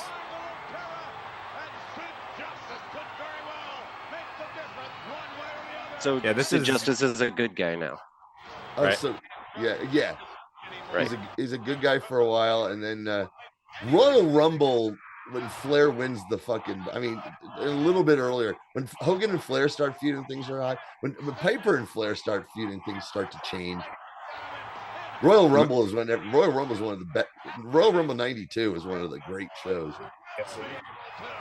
Imagine every time you watch him rip his T-shirt. Now imagine he hates T-shirts and he's just realizing he's wearing a T-shirt. Or it's like a tick. It's Oh, something like, he's fuck. had since he was a kid. He had to find a living in wrestling just to fit with his weird form of Tourette's. Yeah. Little Terry was a handful. We called him I Terry bought because of so Terry many Claw. T-shirts. That's right. I bought him so many. That's the only thing he could. That's the only thing he couldn't Terry's take was nickname. Terry Claw. It's not short for Terrence. It's short for Terry Claw. That's 'Cause all he we would could go put on it. through them. That's his name, Terry Cloth Bolea. It's the only thing he couldn't rip. It's like a kryptonite. Terry Claw. Oh God, I invested in that company. Oh, So where are we here, Robert? Sorry. You said it, I'm sure. Is this a Boston Gardens? Which is the second biggest city in New England. Okay. What is it again? Salem. Worcester. Salem. Oh, Worcester. Okay. Oh. Worcester. So what hockey love team the played song. at Worcester? Worcester? Worcester? Do you know? Because this is a hockey. I see that red line in the middle there. Pronounced Worcester. Who is it? Worcester. Worcester. But the Worcester, like I want to know what the hockey team was who played there at this time. In Worcester. I keep losing you, Robert. Sorry. I just had a scary thought. What if the Ultimate Warrior is a totally changed man? I mean, changed for the worse. What if you can't control him now? Yeah, because of that venom flowing through his veins. That's a good point, Bobby. Yep. Hey, What is Sid Justice going to do with we'll him? call it just truicity. Yeah. What are you going to do with him? Too much snake venom. Be careful about that. Completely made over. Surgeon General will tell you death possibility, too much gestuicity, also a possibility. You know the venom's still in him because not one of the boys would go down there and suck the venom out because they all Well. Right. It's That's like how why he they- had to wear his jacket that one match because right. nobody would oil his back. That's what Colt Cabana said it when we were watching it at a there was a live match watch Dude, long time ago. I remember watching. Me and my ex-wife were watching the Raw where Jerry Lawler breaks the fucking the painting he did with the glass frame over the Warrior's head, and Warrior comes out. Yeah, Warrior comes out for the entire promo wearing a baseball cap, and he walks through and wearing a baseball cap. And me and my wife both looked at each other, and we're like, "He's gonna get hit on the head," and we're laughing our asses off. I'm like, That's so funny. we're like, So he got hit in the hat? yeah, because he was like, "I'm afraid he's gonna hurt me." Well, So sure. he never wears a baseball cap. Hilarious. It's so funny. That's why I Slaughter wear doing the baseball back hats. scratch. It ruined it. It would have been a great fucking angle, except that he walks out and gives it away. What do you mean it's okay? That's okay. Holding. Wait a minute, not again. Mustafa's turn. Yeah, Mustafa baby. Cheeky baby. Patui. Papatu. Hakatui. I never forgive him. Matches where you just knew going in, the three don't have a chance. Yeah. I love this that is the dominant Irish- victory from the Iraqis going into SummerSlam. Clean as a sheet. I love that even though it's not. I love What's that that? the Iron Sheiks. I love that the Iron Sheik still posts on Twitter, even though it's even though he's God, yeah, somebody. yeah. He's I think Well, I think somebody- he just gets retweeted. I don't think Oh, it's new so tweets, good. but every retweet is wonderful. Like Oh, I think I they're look- always planned or like timed with something that has happened now. Well, I look forward to them every day. he wasn't tweeting when he was alive. That Right, was- right. Well, You're somebody right. was helping yes, him. that's right. Iran. I mean, number one, Iran. Here's, this is Kevin telling me. Iran. I mean, number one, Iran. Bakhtur. So this is right at the tail end. Oh, of no. this, because all this shit fucking blew up in McMahon's face, and people didn't like it. So he's just getting the slaughter, being in the main event against Hogan with the turncoat It's shit. crazy. He's He's getting juice. fucking- Oh, Here we juice in go. '91. Oh wow! Crazy. This feud. Okay, but the old fucking pervert was like, "All right, we gotta do something to fucking make people be interested in this shit Yeah. everybody Sure. hates." So you were You're saying right, all these people showed up and they didn't know this was being taped? No, I mean, this was advertised as 5 matches. That was what, like, how you do have the promos in between Superstars and Challenge announcing house show matches. Sure. If you lived in the area, you'd get this show's promos for a month. Announced matches were the 8-man tag I mentioned, Bret Hart versus the Barbarian, Sid Justice versus somebody. He would just be debuting. Perfect versus Warrior for the Intercontinental title, which never happened because Warrior no-showed. And thank God, because had Warrior shown up, he probably would have hurt Perfect, and we wouldn't have gotten the SummerSlam 91 match. That's neither here nor there. Wow. And a world title match, but not this. It was actually Hogan versus Undertaker that was announced. And when they announced at the start of the show, Finkel came out and said, Warrior's not here, Jake's not here. And by the way, Slaughter's in the building, and it's going to be Hogan Slaughter. Love it. A little bit of everything here tonight. The Cuervo Gold, the fine Colombian. So much cocaine. Oh, he's not. Have you ever walked into a party and have that happen to you? Somebody throws a bunch of cocaine at you. Brother, I haven't had that much cocaine in my face since that night I partied with John Belushi right before he died in 1992. That was 2 years after he died. I actually made his 8-ball. Kevin says Warrior was obviously out from the venom right now. That's why he's taking a powder this whole fucking match. It feels like adios, Earl. And now he's what a ref bump! Holy shit, yeah. He did. He basically got bit in the eye. And now Warrior's hooked on fucking. This is snake great. venom. This is awesome. He takes it to regular. He mainlines it into his penis. God bless America, the land that I love. Take it, you guys. I'm gonna take my time getting to the. Yeah, here he comes. Eventually, Sid will get there. I love that he doesn't have too much. Oh, look at that! That was rad. That is powerful. See, I always wondered. Wow, it's amazing that you picked this before he had passed, Robert. Hogan never actually stands beside. Oh, fucking no way. Yeah. I don't Sid know. could put him in his pocket. See, I had assumed that initially Vince. You're my little buddy, Hulkster. Get in there. Oh. Throwing up the middle fingers like Austin. Sure. Did Vince initially he's so consider Sid to be like a replacement for Hogan, and then just immediately decided that he needed to be a heel? No, it's actually Sid. According to everyone who said this, and this is why Vince got mad at Sid and got rid of him a few weeks after Mania partly, Sid came to Vince and said, I don't want to be a babyface. I want to be a heel and fight Hogan. And it was like, but dude, I want you to be the next Hogan. And Sid was just like, nope, not interested. Oh, wow. Good for him. He's a better fucking heel. Yeah. Dude, I added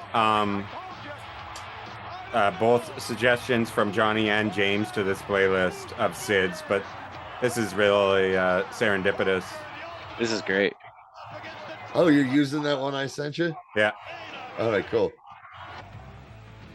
But like that was like, yeah, man, top of the card, dude. There's one specific moment in the one that I sent you that I really like. I think you know what I mean. Yeah. Saving it for the end. It's so good. Oh, it's gonna be beautiful. It's a nice day for a white wedding. Nuptials turned to napalm. Oh, nuptials turned to napalm. Oh, That's really interesting. Fuck, you got to give the old man fucking credit on that one. That is pretty good. Fuck. That prick. That's all. You fucking prick for being a huge part of my childhood. Bitch. I love the smell of napalm in the wedding. Yeah. I don't. This is gross. That it stinks. This I makes can't feel my lips. Yeah. It makes my stomach hurt. Get a close up. Oh, right, dude. He ate. Oh, poor crippled Andre. Oh, fuck. Oh, every minute I live is pain. I want to die every second. This is good TV. I want a peanut.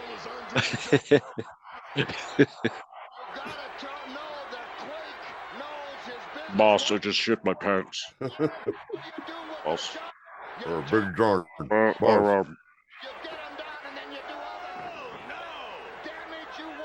Yeah, I need to get me special pants, boss.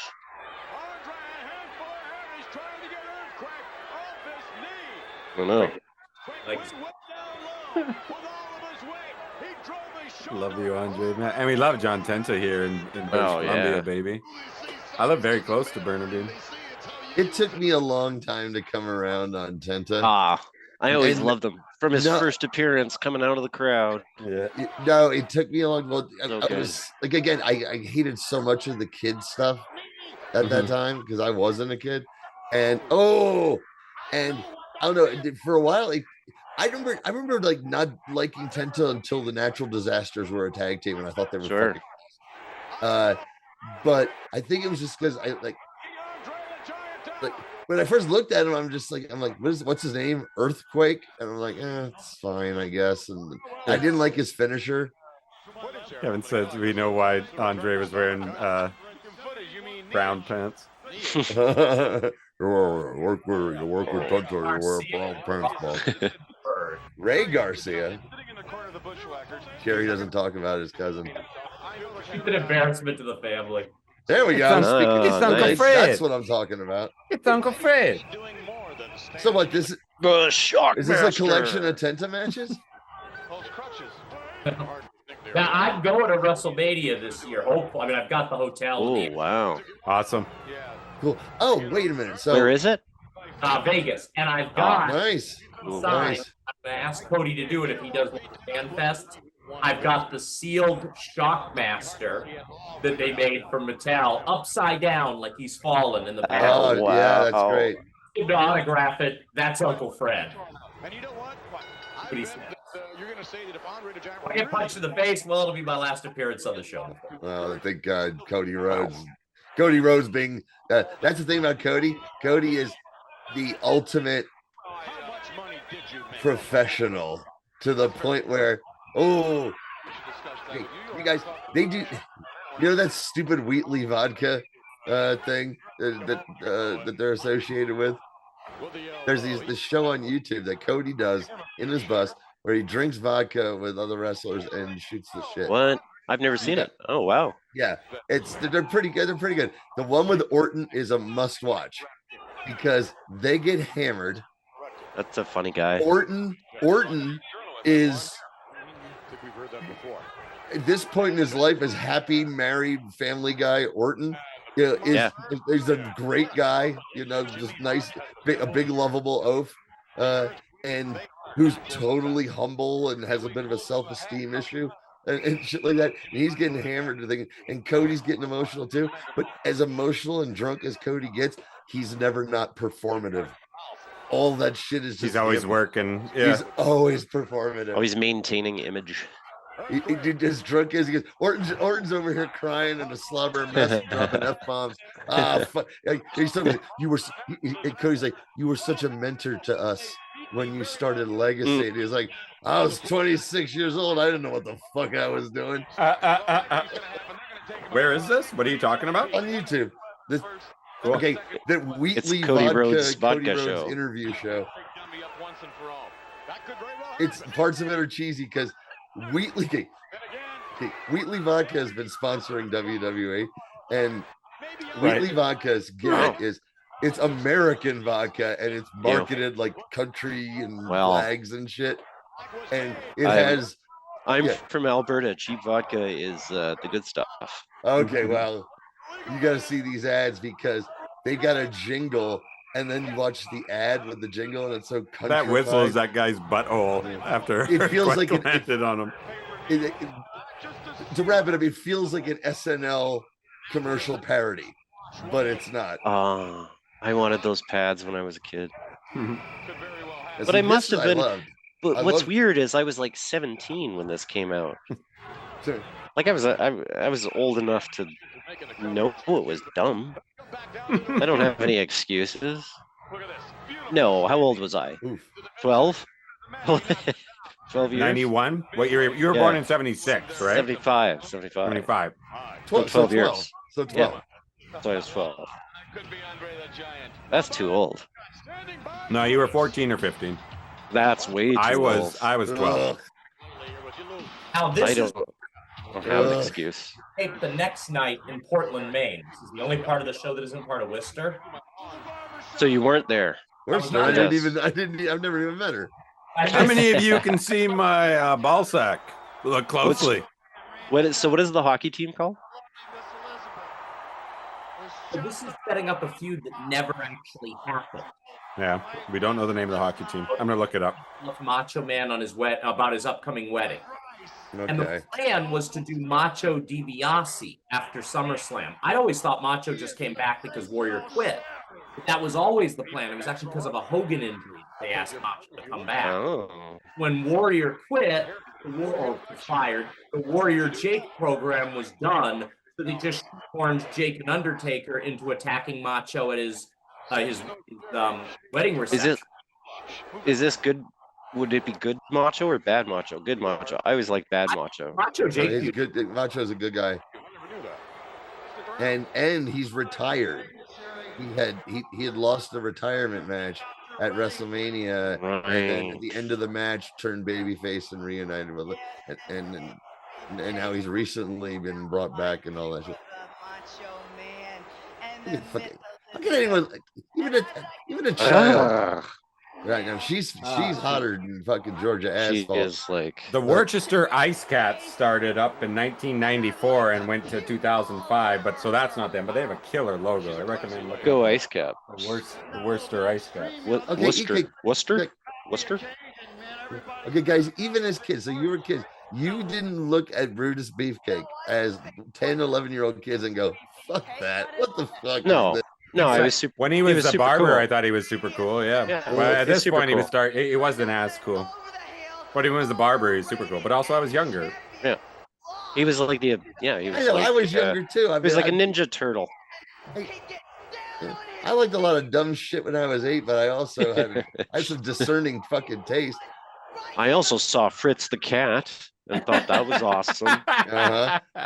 I was a 9-year-old who was obsessed with. I was the only 9-year-old who was obsessed with MASH. So. Oh well. Here they showed MASH. Talk about your current affairs. Your show that they showed every day after dinner. MASH was the one that they showed 6:30 every day for years, for like a decade. Oh, because I talk about all the wrestling I could watch, that I got all the Philly stations and the New York stations. You could watch an hour and a half of MASH every night during the week, and then also on Tuesday nights you got a new MASH because it was still on the fucking air. Wow. I watch it when I can't sleep. MASH is like so fucking soothing. Now, are you a fan, Johnny, more of, I mean, I know you're a fan of the whole thing. Are you a fan more of the early years, or are you a fan more of when it got more dramatic and less comedic? When I was younger, I really had a fondness for the early funny years, and not so much. I mean, no, my favorite was the middle ground when BJ first shows up and Potter first shows up, and BJ doesn't have a mustache yet. There's a middle ground there that is a perfect mixture. And it's real funny, and they're up to Frank leaving, and I love the introduction to Winchester. It was like after Radar left and everything, then it got like super dramatic and all that. I thought you were talking about wrestling for a minute, and I'm like, the fuck? Yeah. And Radar came, and when did I? Because I watched wrestling pretty regularly. I do not remember. Well, Vince, Gary Berghoff. Gary Berghoff only worked a couple of dark matches. He only worked. Oh, yeah, get rid of this. Dummy. I know. He worked at the Mayfield for a couple shows. But yeah, he was wrestling as Radar O'Reilly, and Alan Alda sued him. That's why they had heat. Yeah. Still have heat. One day, Alan Alda showed up with cameras and called it a documentary, and then won an Emmy. If there was one impression I wish I could do, is an Alda. Oh, I was watching that movie. When Hader does Alda, I'm on the floor. So good. But that movie, where he's the bad guy, and the band played on. And he's the bad AIDS doctor. He's the asshole doctor. Yeah, he's so good. It's that movie is so fucking powerful. So good. And it's so unnerving to watch Alan Alda be this fucking total piece of shit. The world's biggest prick. Yeah. Interesting. And who's a real person. I've heard of the film, but I didn't know that's what it was known for. Yeah. Johnny, have you ever seen this? Is an obscure movie, but if you like seeing All in All, they'll be a prick. And this movie even tries to score it up. It's quite to assault his wife. Have you ever seen a really bad horror movie called The Mephisto Waltz? Oh, so good. Mephisto's Waltz? The Mephisto Waltz. No, I haven't. Hawkins, the guy who was the villain in Spy Who Loved Me, plays this old German. He's about to do Like a Joel Gertner. He's about to do a Joel Gertner. Well. Look at all the maggots. If I wasn't into girls, you might think I was. And I told you guys that it's this Slaughter thing that made me realize wrestling wasn't on the up and up, right? I was still, again, I was a really dumb 12. I was all in. I was a true believer, man. Dumb 12. What happened was dumb 12. It's the Alberta education system, baby. And Alberta Looking vodka, after us, apparently. buddy. Yeah. That's right. Mom liked the Alberta vodka. Every time I drink milk, I think of Alberta vodka.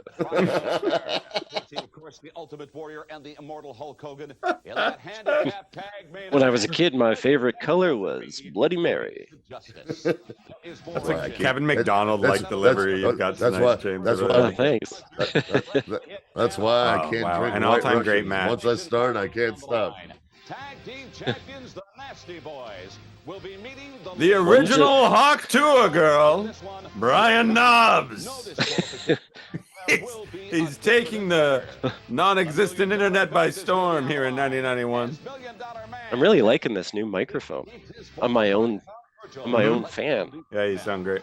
1 week from Monday, it's Summerslam. He didn't last He's got long two with him, swans meeting for the first time above Sherry's eyes. Oh yeah. I like. I hope they have a long life together. The dollar sign. The dollar sign earrings are a great touch.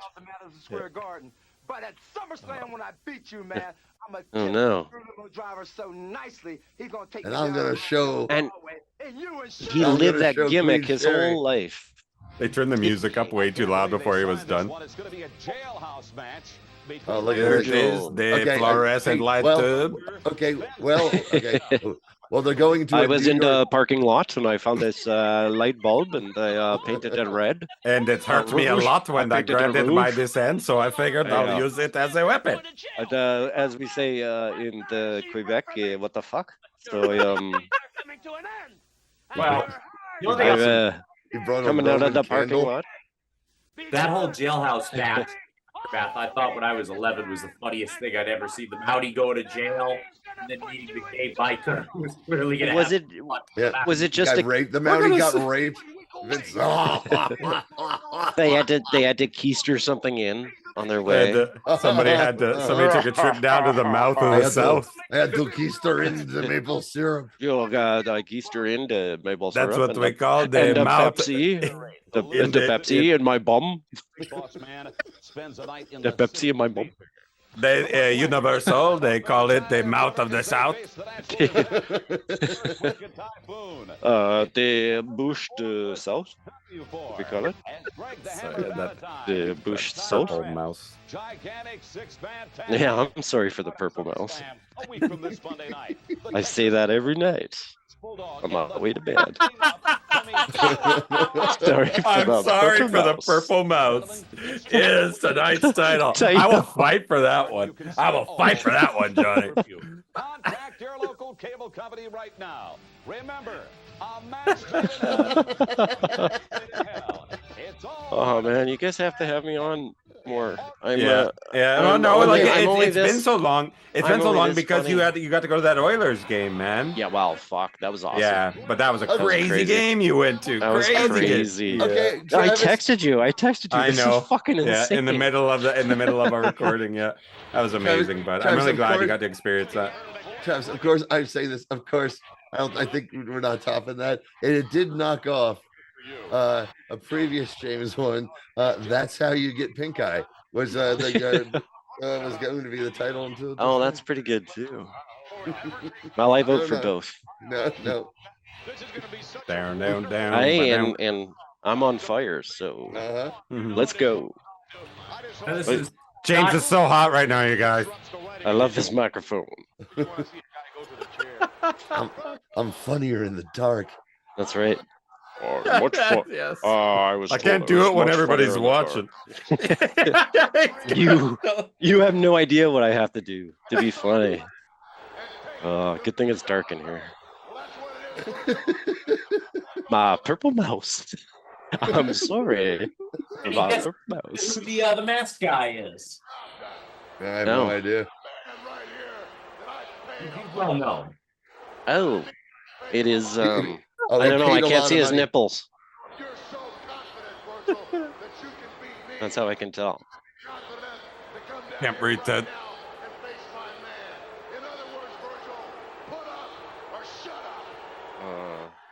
Oh yeah, Virgil. So Virgil had a run. Is that Iron Mike Sharp? This is Virgil theme music. Oh, they got him dressed up like. There you are, Rob. I saw you there for sure. I saw you.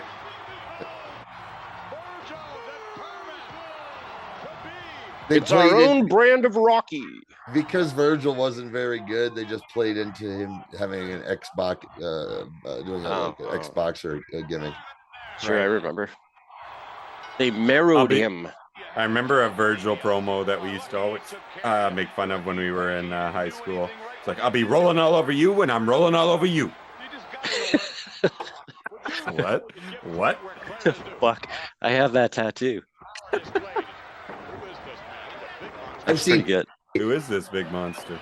If I find this, I'll send you guys the link to it. But there's a lot of guys on Twitter posting these clips of when Virgil was in WCW.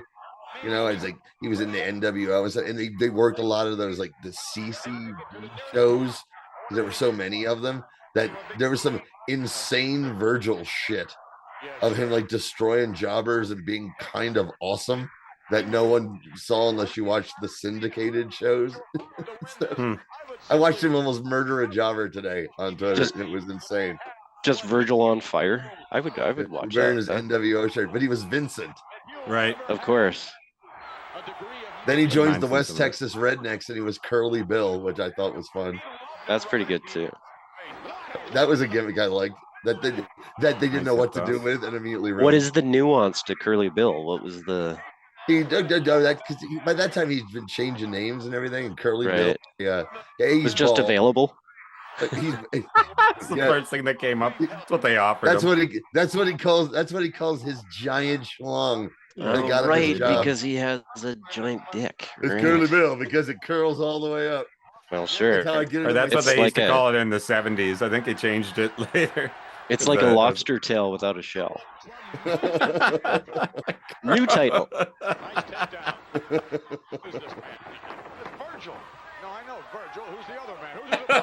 This guy is in between gimmicks, if that helps. He would have The guy in the mask. Do you know who it is? Is it Neidhart? No. I don't think Full of a so. switch in WWF gimmicks. He's just abandoned. I would guess Steve Lombardi. No. Is it Dr. Death? No, he's not built like. He is kind Sorry, of built like, everything's like 12 years for me. I don't know if you'll get away with that is actually Barry Darso. Oh wow! Really? Okay. Who's that? Khrushchev, Demolition, Man. Oh, sure. Repo Man. Hole in one Darso. It's Gary Berghoff. It's Gary Busey. Gary Busey. Alan Alda. Well, no. Radar's got a. Like Loretta Swift. No, what gives Radar an advantage as a wrestler is because of his amazing hearing. It's almost psychic. Oh, sure. You never sneak up on It's him. like Daredevil. Yeah. That's right. But ultimately, his superpower is empathy. Yeah. I want to read that. Hey, he turns heel and he breaks a bottle full of grape knee-high on your head. That's right. Very Stab you 12 Kevin, times. I think Kevin got it. Kevin got it before us, but I didn't look at the chat. Sorry, Kevin. That's the one thing that gets tiring about MASH is all the ninjas.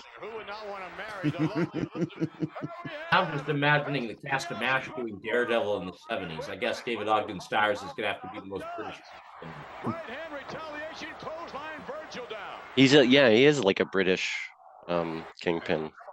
Who's Foggy Nelson in this version? He could also be a Foggy Nelson. He's a little tender. He's a little too tender, Steers there. I know that Foggy Nelson. Henry. Foggy Nelson. That's easy. That's Trapper. Sure. Henry Morgan is Stick. Yep. Colonel Potter is Stick. Well, Hot Lips is Electra, Klinger? right? Who's Klinger? Klinger. Klinger's Electra. Yeah. That's awesome. We got there, guys. I know enough about enough. The most incompetent version of Bullseye. Villain on MASH, huh? Okay, then. Well, Hawkeye would be Bullseye, yeah. Yeah. That's right. It's right there.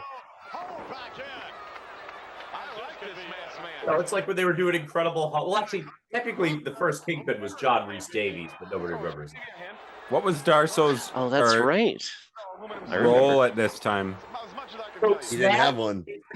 That's why he's doing this. Just starting to do Repo Man vignettes. So he wasn't. Oh. He's Repo Man. He's Repo Man? Yes. He's about to be Repo Man. From Demolition, right? You were saying. Which was one of the weird things, like I said. 69, Virgil, 69 forever. Everything takes a more adult turn for a little while, and just a little bit. But then Vince also debuts Repo Man. It gets a little blue. Again. All in. On Repo Man? Oh, yeah. Oh, you're going to take... Yes. Looks like he's wearing tearaway pants pretty clearly. Pretty clear those are tearaway pants. I think he does. Straight. Is it about to happen? No, I love... The ultimate humiliation would be my hot and paid-for talent tearing my pants off. My love for performative arts started early. Beautiful swans. So the first time you had to, you were directed to crouch down and look small. Done. Channeled Barry Darsow crouching down and up around cars. That's where they find your inner Darsow. Find your inner Darsow, your inner Repo Man, and then I did.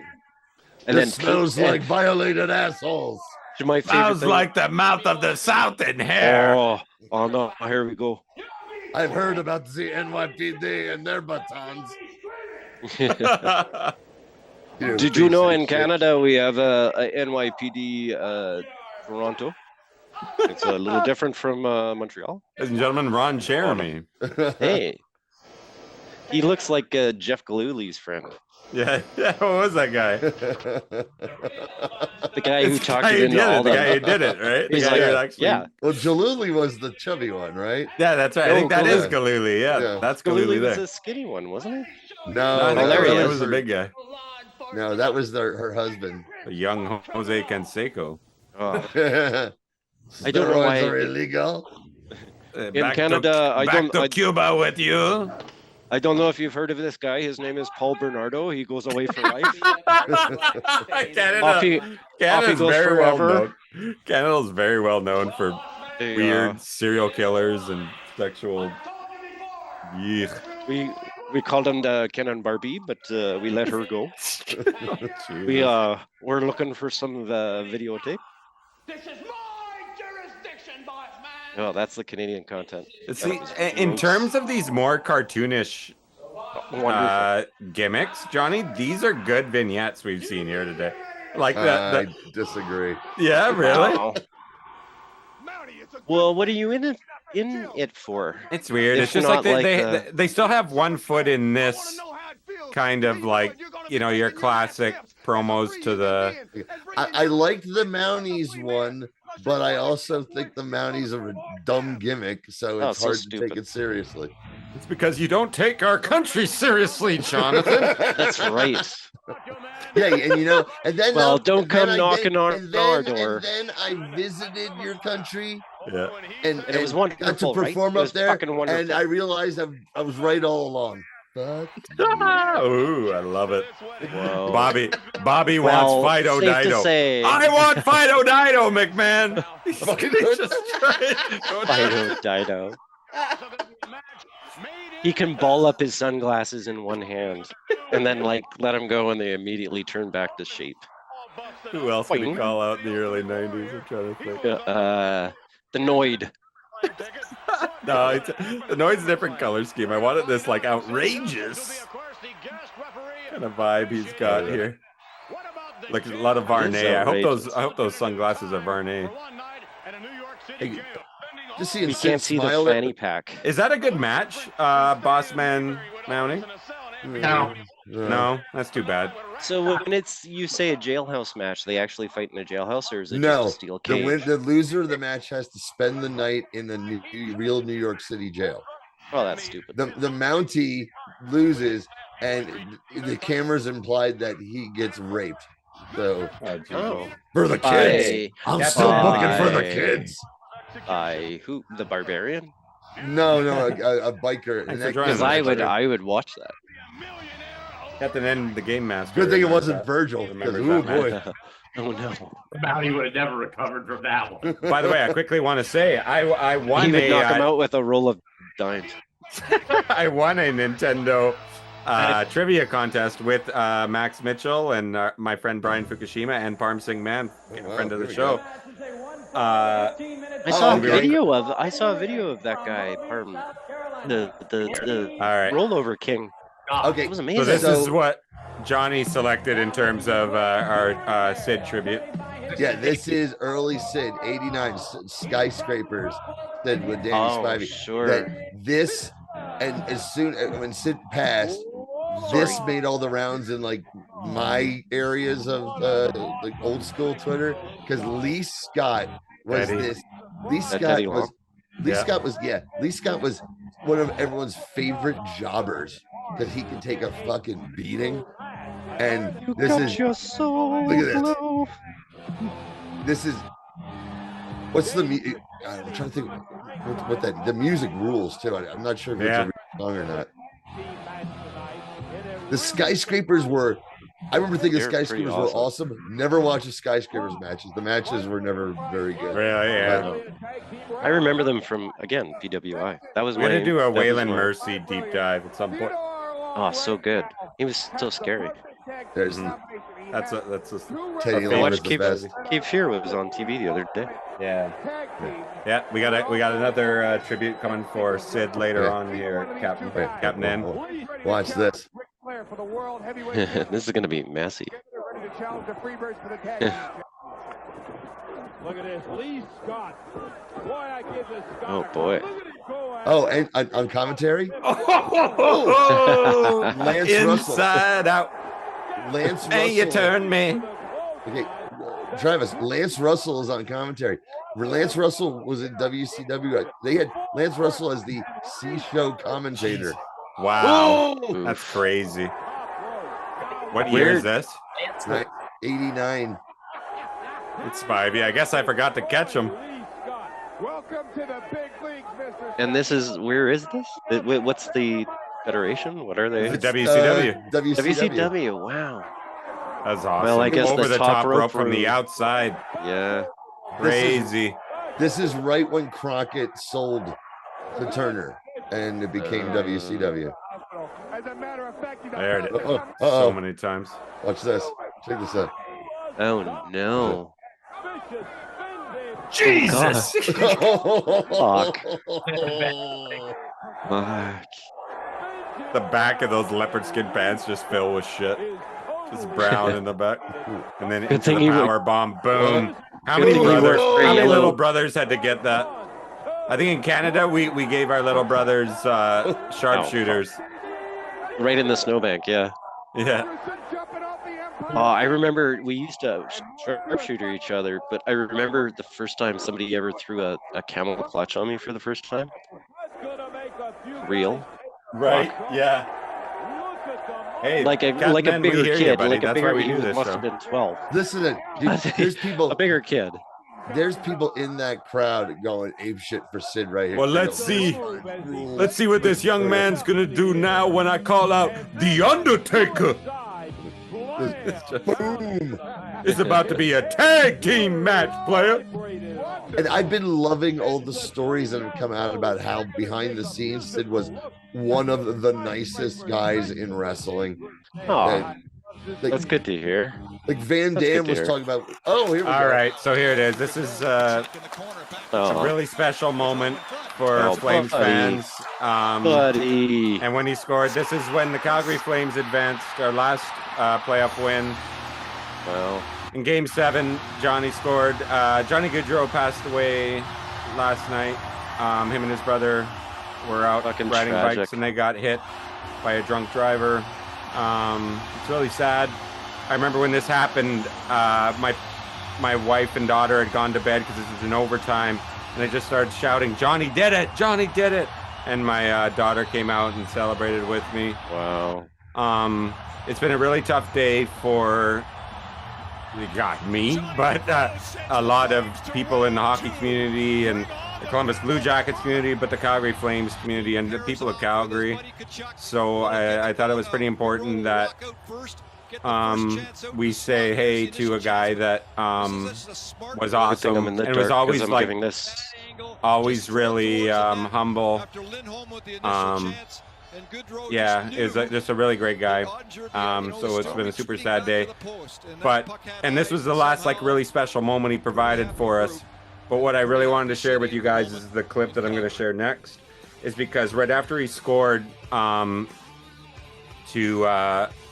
win this game was his dear friend Sean Monahan waiting, who had been injured, and his old line mate and his best friend, and a guy who had just been traded to the Columbus Blue Jackets for a 5-year deal and was excited to see their kids grow up together. And this is a really special moment that I'll never forget. Rest in peace, Johnny Goodrow.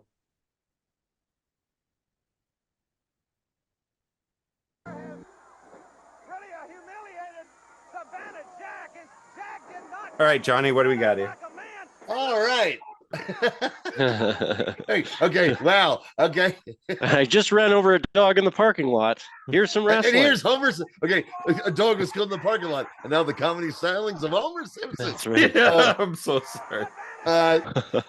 You asked me to fill something in today, and on my lunch break, I looked up into my bag of what I had hanging around, and this is the UWF, the Bill Watts promotion. It had been Mid-South. It was UWF, but Countdown.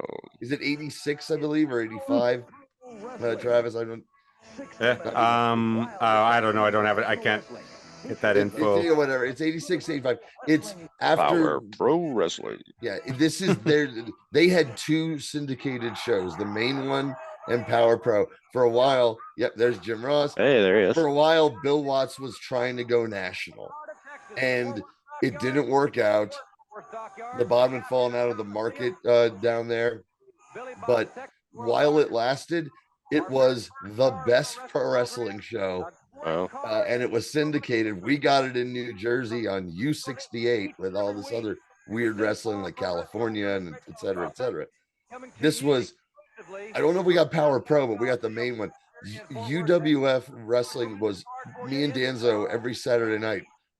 We were hanging out with each other watching it because it was so fucking good. Kevin thinks 86. Sorry, I have to do that. I have to try this real quick. UWF. Yeah, you're Giamatti. UWF. Now Jim Ross is going to be yelling at Paul Giamatti. No, there's not UWF. It's not UWF. WF. It's the UWF, son. How old you? UW. No, UWF. UW. And what you'll be seeing in upcoming weeks. But right now, let's go to ring announcer Bruce Pritchard. I do love someone recently. Oh wow! Look at Pritchard. Oh my God! Pritchard. Oh. We got Pritchard here. Y'all want to see some rosacea? I'm so embarrassed to be up here. Can we turn these lights down a bit, please? This was never my idea. Yeah, we know Brother Love very well here, Captain. There he is. Buddy Landell, baby. Awesome. Wow. Tragedy. Kevin saying Saturday morning on Channel 13. LA had UWF and pro wrestling this week. Back to back. UWF. You? Oh, man. I swear to God, this Paul microphone's Giamatti doing it. is Yeah. Herb Abrams. Oh, That yeah. would be good. Oh, wrong. That's wrong UWF, son. Oh, yeah, you're right.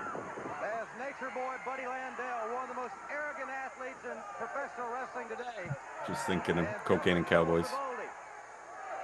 That's my favorite podcast. Oh, wait, no, that's Cocaine and Rhinestones. That's my favorite Moody Blues album. ELO just played a show here, and I saw Macabre was at it, and our friend Matt P. No, they didn't play here. I don't know where the hell they were, but it looked like it was pretty crazy. I didn't know ELO still has such a big following, man. But their show looked nuts. Like it looked crazy. That shit's coming back. Yeah, because I saw somebody made the point recently. Is that Is stadium Jeff Lynne bands? still in Stadium ELO? bands. Yes, it was Jeff Lynne and ELO. Wow. Okay. I'll go see them. Play the Stadium rock bands festival. are. Somebody had made the point that stadium, or made the hot take, or whatever you want to call it, that stadium bands are a thing of the past, and the ones that remain have all just kind of been grandfathered in. Just as Johnny left, I wanted his thoughts on that. But don't you think that you can't be a band now and expect to start from the bottom and eventually start playing stadiums? I don't think that type of. No, you have to make your own. I would. But also that type of appetite for a band does not exist anymore. It's all like these single. Yeah, that's. You know what I mean? Like Taylor Swift's and whoever, individuals, right? My wife is messaging me. My wife? Yes. I agree. I think so. I mean, it's kind of a boomer thing to say. I've only recently began to tipple back into like even listening to music because like Seinfeld, I can't watch a man sing. Yes. But I find that yes, the sort of the idea of listening to an entire album and the idea of listening to a catalog tend to be different things now. Like when they want every concert has to be the greatest hits with the new stuff. Mm-hmm. And bands kind of tailor themselves to just, like you say, do singles. Yes. Or like and hopefully, TikTok or whatever, and hopefully kind of they're all Again, popular. Yeah. I don't want to sound too boomer about the whole thing. And I like a lot of like really like new music and stuff too. And like, you know, I have a daughter who's super jazzed about things like Olivia Rodrigo and whatever. And whatever. I find young people unsettling. But Skibbity toilet to you, my friend. Yes, well, Ohio, Riz. So Kevin says they had to look it up. Cowtown Coliseum is in Fort Worth, Texas. That's probably why it's Bruce's ring announcer.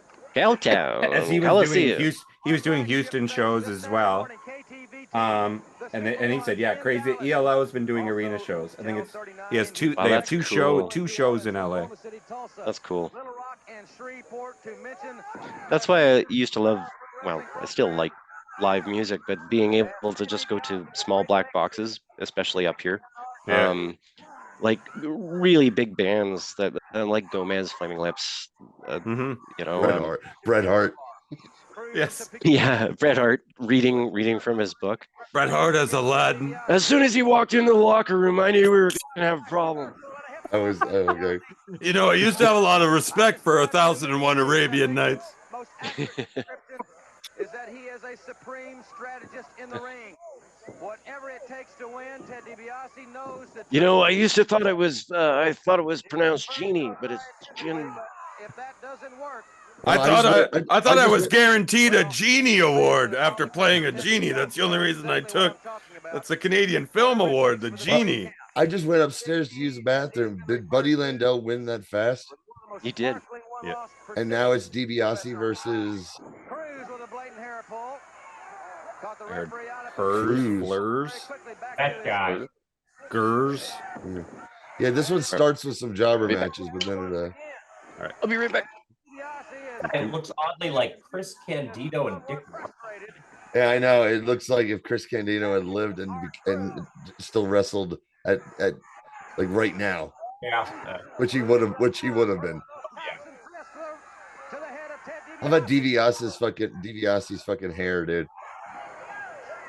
He totally fucking put in the sun in.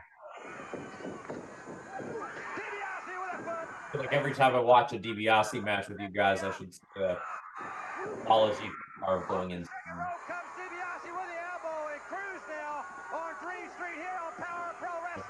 Never has a range.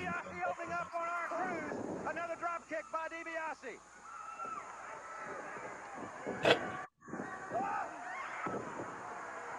Who is this fucking nobody getting in offense on DiBiase? Idea. Harry Cruz, maybe? Which that name? Cruz. Oh, there's the power slam. Boom. Hey, dude, Jim Ross at this point, that's another, because when I discovered this, because most Mid-South, like this, the main show was like, there were barely any jobber matches. Everything was like winners versus winners and great angles. And it was my first exposure to Jim Ross. Oh, and I immediately was like, this guy is fucking amazing. So how many, at your peak, Johnny, how many territories were you watching in like 86, 87? Okay, now this is without cable. Okay. And, which is amazing but I said we got the New York markets and we got the Philly markets. So we got WWF like on various channels. Then we got Crockett on channel 17. We got AWA via Pro Wrestling USA on channel 11.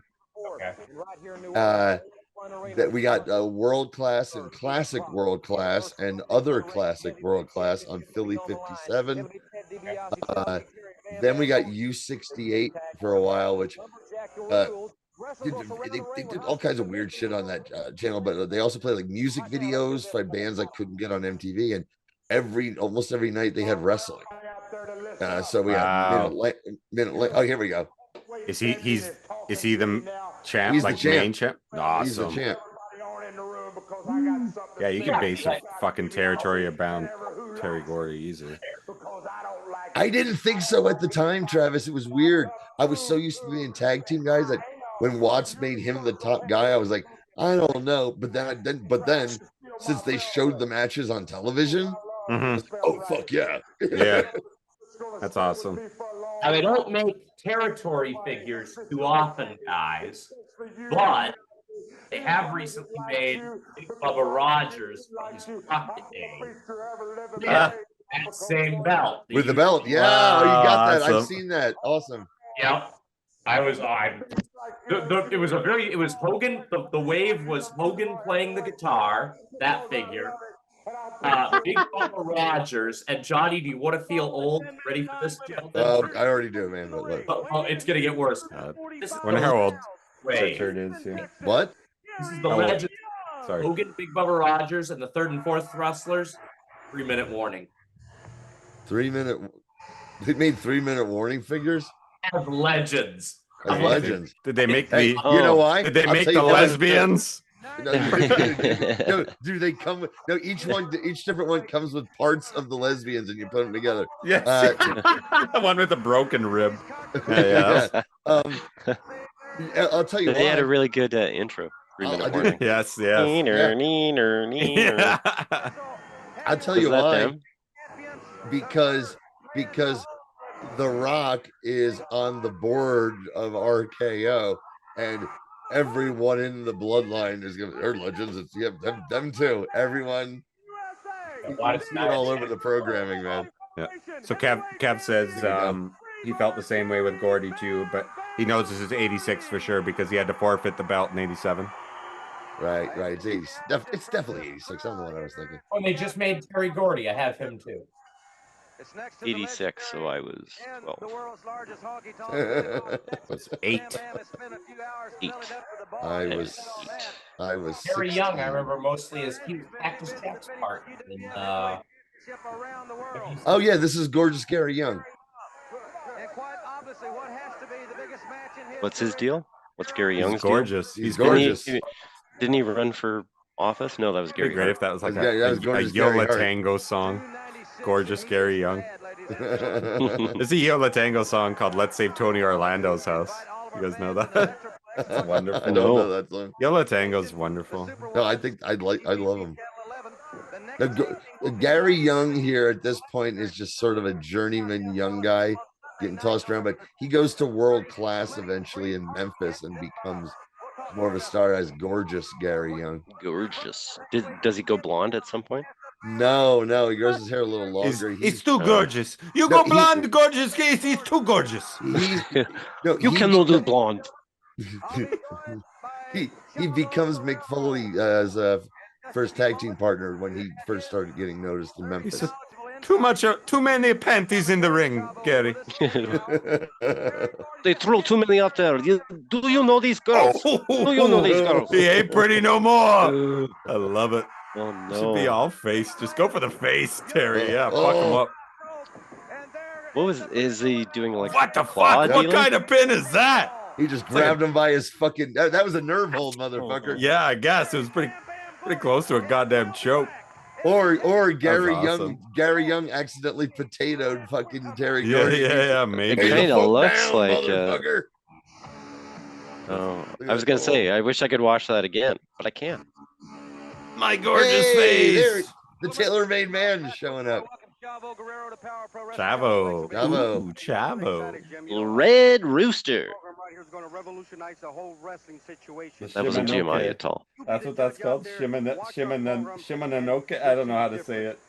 Sorry, man. I'm looking forward to being here next week. We're coming from right here in the world's largest honky tonk. The world's largest honky tonk. Wow, is that a jacket? Wow, I don't know if I feel safe in such a big honky tonk. That's where you end up with the mouth. That's a whole story. Look at Jim Ross. When do they? Look at Jim Ross's plastered hair. Oh yeah. Got a Lego piece put on top. Hey, dude, boy, I would murder for that hair. I would murder for it. I love hearing. I know, huh? I love hearing about, like, even at this point, and then in WCW, Jim Ross, until he like met his third wife, was a pussy hound. He yeah. Yeah, shit. That guy fucks. Oh, that's funny. Jim Ross fucks. Richard does have really rosy cheeks like I used to have in high school. Poor guy. Oh, come on. You still do, pal. Yeah, thanks. You're doing great. Do you want to know something gross about cheeks? You're Travis. I got a fucking cyst on my face. Hello. And then it got in black, right? Wait, that's how you? Yes, kind of. That's how you get pink eye. And then it got infected, and then it turned into like an abscess. Oh my god! I had to have fucking surgery. Jesus Christ! Are you unrecognizable? Yeah, you'd never. I look tough. Big scar across. I look tough now. No. Now he has a use for that Phantom mask he's been saving since he was in Phantom. I love it. Perfect. That's right. Oh, I've got a Blue Angel mask too. Right. We should have a live Blue Angel one of these shows on Mystery Titans Theater. You guys know what a Blue Angel is? I know the Marlena Dietrich Blue Angel, but no. It's when you light a fart on fire. Oh, that's what you call it? I would do that. Oh, that's what you call it? Okay. Yeah. I like that. Say it's, I think it's great. We could light a Blue Angel at some point. In fact, I'm surprised it's taken this long. Yeah. To be honest, I am in the perfect location. Imagine that's all we would see. Just like out of nowhere. The only way we're gonna see your deformity. Check this out. Via Blue Angel. Via Blue Angel. By the light of the Blue Angel. New title. And I tell you, he is one heck, not only a wrestler, but one heck of an athlete. No doubt about it. And he has got this happens to be the best thing we've ever done. Somebody else by a file. Hey! taking a whipping, and I don't mean a physical whipping. Blue Angel reminds me of Ookie Cookie, which I win every time. Oh, I can't believe how many times I've won. Crazy. As in by so being good. the guy at the last, being the guy at the end. That's what you mean you won. I'm good at who hits the lightest. Nom. That's what you're good at. Who hits the lightest and Ookie Cookie. That's so gross. That's so gross. It's so fucking nasty. And Blue Angel. This Cookie and the referee, Blue the referee Angel. is Tommy Gilbert, Oh, father I of love that album. That's a Cat Stevens album. Eddie. Fire. Fire is right, James. Fire. Bringing the heat. A lot of arm drags. This is a great match, by the way. Yeah, yeah. You hit him with a pass, and then you set up the run. Taylor could go. He just didn't get a lot of opportunities except in Memphis. Well, Taylor, you know, he's kind of an asshole too. But I mean, but you know, he failed upward. Yeah, now he's Shawn Michaels' sidekick in NXT. Really crazy. Yeah, he's got a good mind. He's got a great mind for the business, and he could be an asshole, but he was kind of the asshole who was like, you know what? Don't fuck with me. You know, like with promoters and shit like that. Well, go fuck yourself. He also was very inappropriate with women and women employees. So, you know, Surprises me that given what got Vince, that given the amount of young women who come through NXT, that he's had that job as long as he's had. I mean, there's a big difference between a past history of being the misogynist boss with some stuff and what Vince McMahon did. Yeah. Leaves. Muddy leaves. Yeah. Puke. Puke. He's gonna puke. He's gonna puke. He's puking leaves. What? Poor Drostoff is just like, I'm glad I'm dead. Grabs that elbow, sticks that arm down under the arm, and boom, throws his body up, throws his left leg up, and he's down. You know, unlike so many wrestling programs that the fans have the opportunity. It's Jim Ross and who on commentary? Chavo Guerrero. Chavo Oh yes, Guerrero, of course. Yeah. It's normally Jim Ross and Michael Hayes on commentary because Hayes doesn't wrestle a lot. Watts always felt of him more as a mouthpiece than a manager, but he wrestled some. Oh, look at that! Yeah, one of the best left hands. Yeah, that's what talking Kevin was the saying. whole time. The Hayes and Jim Ross was a great. Oh, they were a great announce team. Yeah. Because really nice. Because again, this is '86, right? He's the heel commentator, but he's not the whole like I only cheer for the heels. It was more like Jesse. Yeah, that's what I was gonna say. Yeah. If it wasn't people that he was involved with, he might like babyface. I would say I would much rather see a Freebirds movie than the Iron Claw, which I know. Oh yeah. I know people like. I liked it a lot. I think it was. I thought it was dumb. Really? I didn't like it. I think was I sad. thought it was sad. Yeah, but I think it was like manipulative, and I think it was like because I watch a lot of garbage TV like Melrose Place and Melrose Place and stuff like that. Okay. And yeah, it was pretty pedestrian. I'll say that. It was like oatmeal. And a free. I mean, it moved me. The performances were great. Me too. I love the performances, and here's the thing, dude. I get it, but I just anything wrestling, I'm like, okay, is this gonna be like done at least somewhat seriously? Good, all right. Oh, it took itself way too seriously. But I mean, it's a serious fucking story, and yeah. But speaking of the story, I'm thinking like, yeah, I know this is gonna be a big tearjerker for everyone, but they're not gonna make. What are they gonna do with me here? I know every detail of this, and they're leaving a lot of it out. Because they had to leave out a fucking brother because they were like, no one will believe that. No one's gonna believe that another one did it. That's silly. Yeah. But then they pulled was manipulative as it was. I like being manipulated at the movies. That last scene with him and his two sons, and they're like, we'll be your brother's dad, and he breaks down. I fucking lost it in the fucking movie theater in the last second of that movie. They got me at the last second. Me and the other 5 people in the theater who went to go see it because it was on Christmas or the day after Christmas. It was like Christmas Eve or Christmas. I was like, I'm going. It was Christmas. I was like, fuck it, I'm going to the movies. Oh, this is great. Oh yeah, the best match we've seen tonight.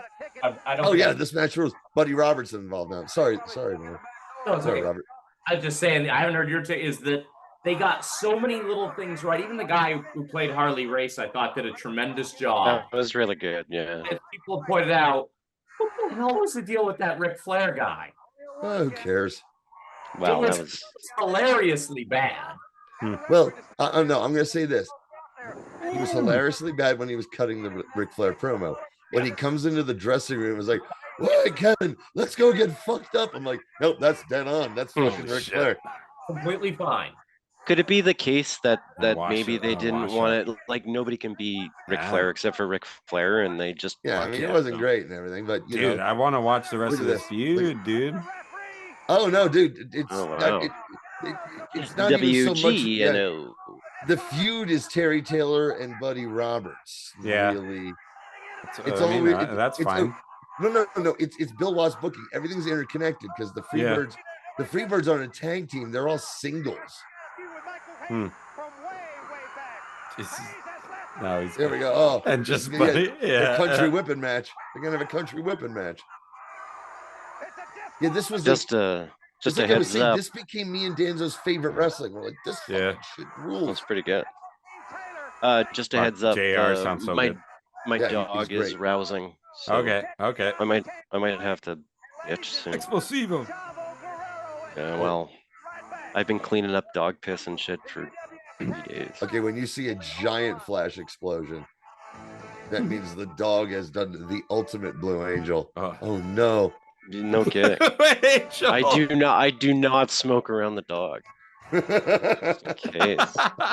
Hot stuff, and Sting is teaming with Harvey Comics' own hot stuff. Yeah. And Sting's also wearing a little diaper, just like I. What was that little devil's deal? Was he like good question. He was a good guy. He was a nice. He was a nice little devil. He was. Did he have a good equal? Like, was there Angel Andy or like? No. He hot. Okay, look, I could go on for a while about the. Fill me in. I could go in a while, but Kelly and I have had long talks about Harvey Comics and how there's Harvey very universe. few collections that still exist. But go ahead, John. Extended Harvey universe. So the main. I remember you could get them Casper. at a vending machine at the airport. Yeah. Or when I was a kid, you could get them in digest forms, like the Archie. Oh, cool. And I used to have lots of collections from because Richie Rich is part of the Harvey universe, but Richie Rich and Little Lotta and Little Dot, they're all sort of in their extended. But then there's the Casper.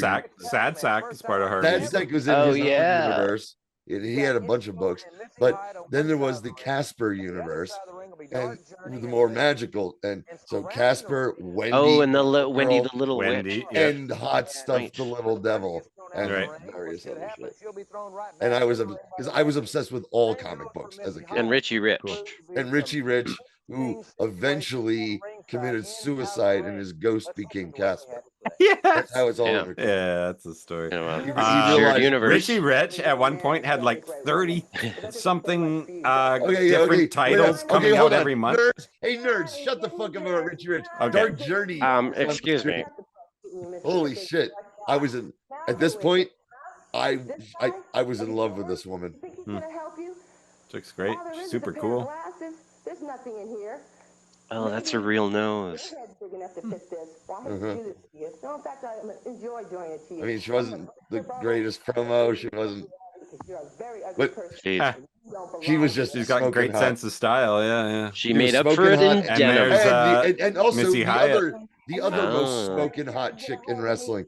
Because Watts had Dark Journey and Missy Hyatt. Wow. I like that Eddie Gilbert gear too. Like that'd be cool today. I knew a girl who looked like that who fell off a motorcycle. Oh no! After was Eddie driving? She was fine. She rolled, but she looked exactly like that. That's exactly what I mean. Okay, Mr. Link, you come on in the ring, you bang your head, but Journey, you and the Mr. Link both are going to have to go through Hot Stuff Eddie Gilbert. Man, how young is she here? 25, 24. 12. That gets me into a lot of trouble.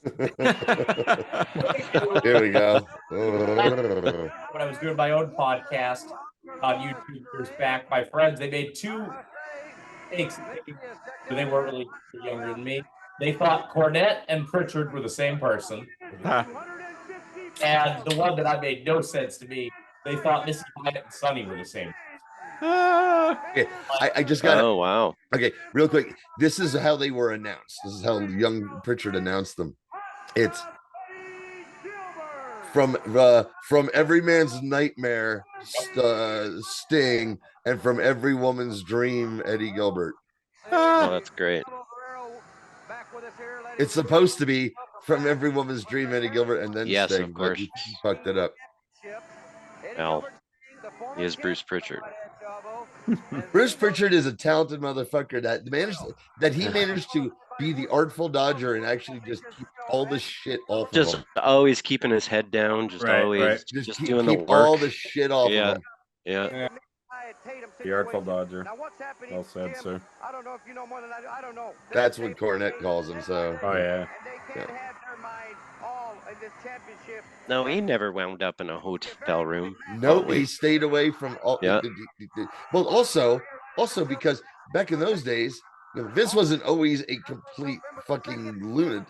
That shit happened recently. He lost his fucking mind. So back in the day where Bruce, he probably heard him say a lot of fucked up shit, but he didn't like wasn't watching him fucking rape women. No. Well, I mean, not although that I you know hear of. that, Rita Chatterton.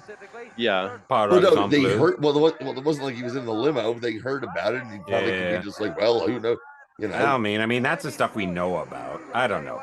Like, I'm just saying, the man has managed to make a career out of it, knowing when to just walk out of a room and not be involved. When am I aiding and abetting here? Here we go. Here we go. Now, who are these guys? Oh, the Fantastics will fuck anyone. Grandma's little kid, this kid. I can't say the same for the people that we're seeing. And part of their gimmick was, especially in world class, it'd take them 20 minutes to get in the ring of all the underage girls who wanted to stick their ears. You're like the Richard Dawson of wrestling. No, and they looked uncomfortable. They looked uncomfortable. Well, yeah. Because they had to keep looking out for underage girls and try to avoid them. Hey, there's Princess Diana. No, hey. Didn't know she was a fan. That's weird that she wound up there. Oh, yeah. There she is. There she is again. Family size Chex Mix.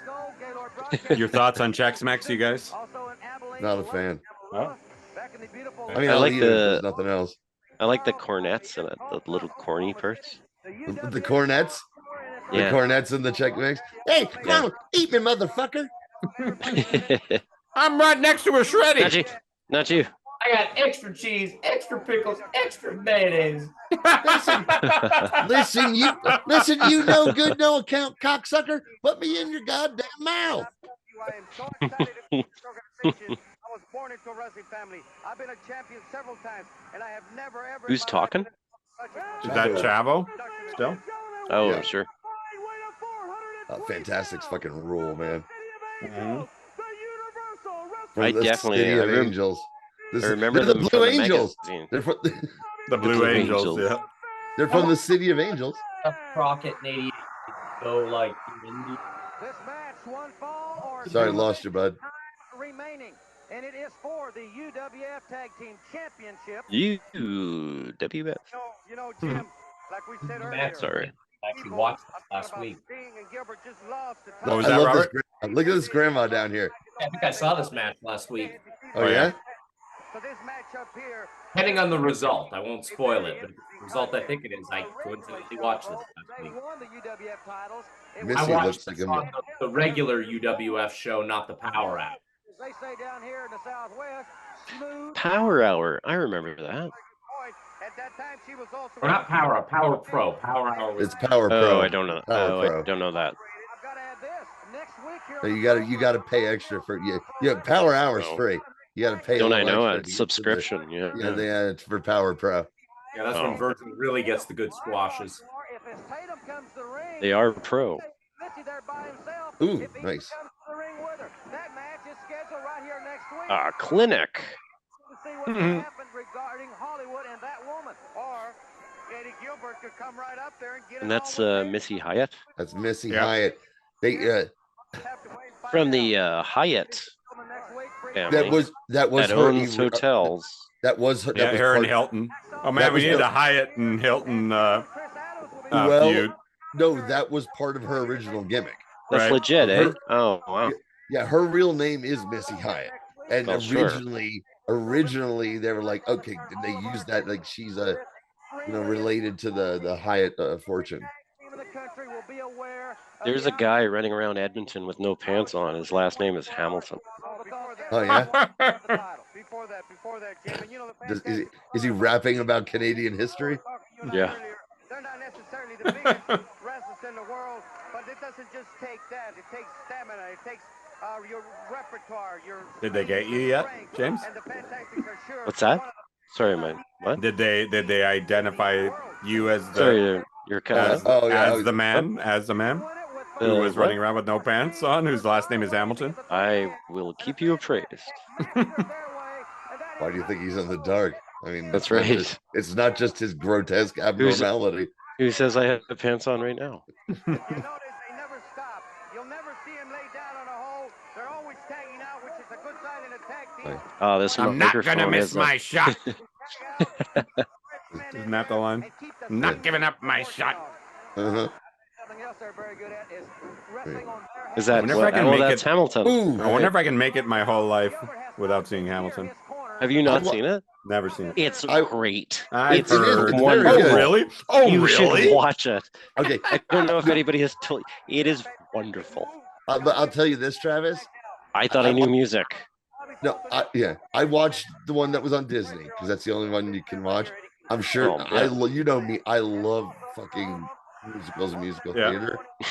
I thought it was great, but I was also like, some of this is a lot of fucking hype too. I mean, it was good. I mean, it was ain't great, no, but it ain't no fiddler. Yeah. Well, I'll say this about it. Everyone, I'm teaching 8th grade government, and every one of my 8th graders, all 70 of them, pretty much asked, "Can we watch Hamilton this year?" Well, there you go. I mean, if it gets does that count as education? If it gets they only say fuck twice. So if it gets kids like even remotely interested in history, then good. But history's awesome. This match is fucking awesome too. This is a young Sting, dude. He's just being carried. Which one's Sting? Oh, he's the guy in the red. The knee in the face. He had been in the tag team with Ultimate Warrior that we saw earlier. The Dingo Warrior. No, they were the Blade Runners. He was Warrior was a Blade Runner Rock, and he was Blade Runner Sting. They were Road Warrior knockoffs. Why did he pick Sting? Because he looked like Sting?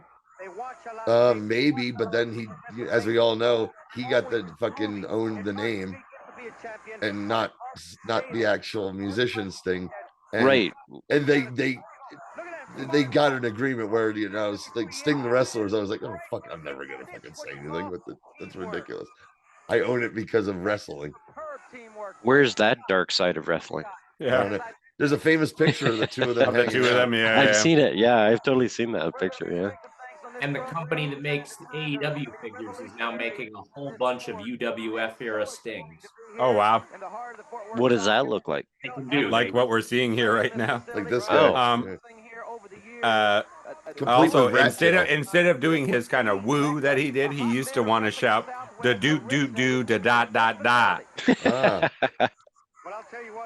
Does he? I don't know how this works, but they're making all the flares. But the rule is it has to be outfits he wore, not in Crockett or WWF. So it's like Mid-South appearances, WCW. I don't know how that legally even works. How many at a time do they make?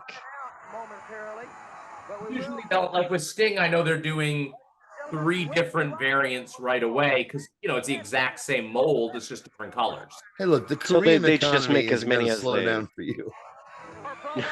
They just make as many figures as they as ordered nowadays. Problem because you gotta I've been looking for they made Harlem Heat, Rock, and RVD, and they all come with this laugh. They come with a Build a Disciple part.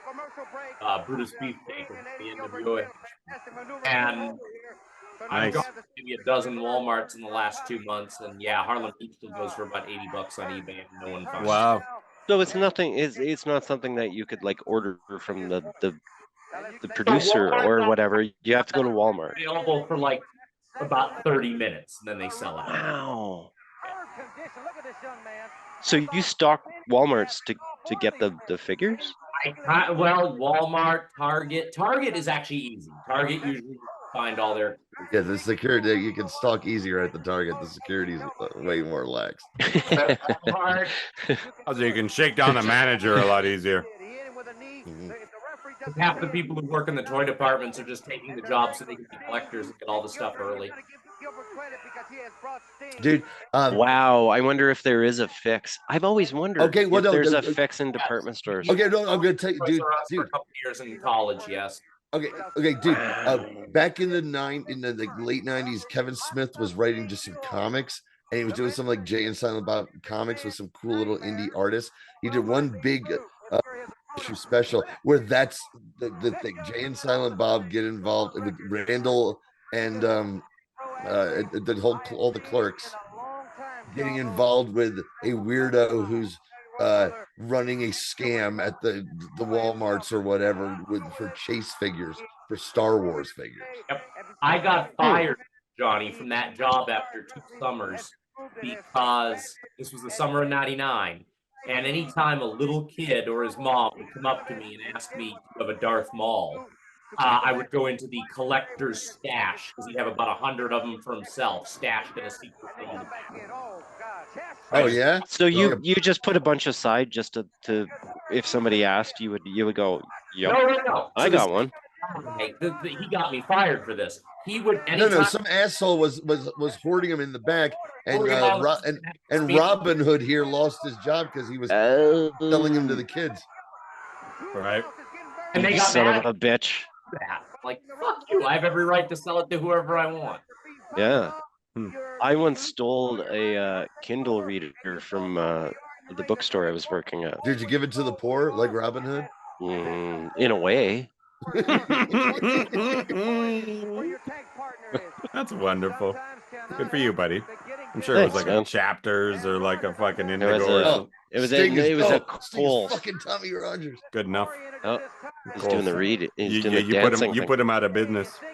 I did. I like to think that I had a hand in it. Coles ain't around no more. I know. Man, I remember seeing a Coles. I was excited when he'd walk through a mall back when malls were cool. Yeah, you see a malls are Kohl's, always it's like- cool, but yeah. And you see a Coles and you're like, oh man, I'm gonna go see what Garfields they got over in the comedy section there. I'm gonna buy your Kohl's- I'm your gonna buy Kohl's an were far Entertainment different than our Weekly. Kohl's. But your Kohl's are like department stores, Yeah, but it's Yeah. all just clothes and wallets and cologne. right? And it's spelled different. Yours is KOHL. Yeah, Ours yeah. Ours was is COLES. I see. And still to this day, it's a Canadian expression when you want just like the basic version of something. You say, "Give me the Coles notes." Gotcha.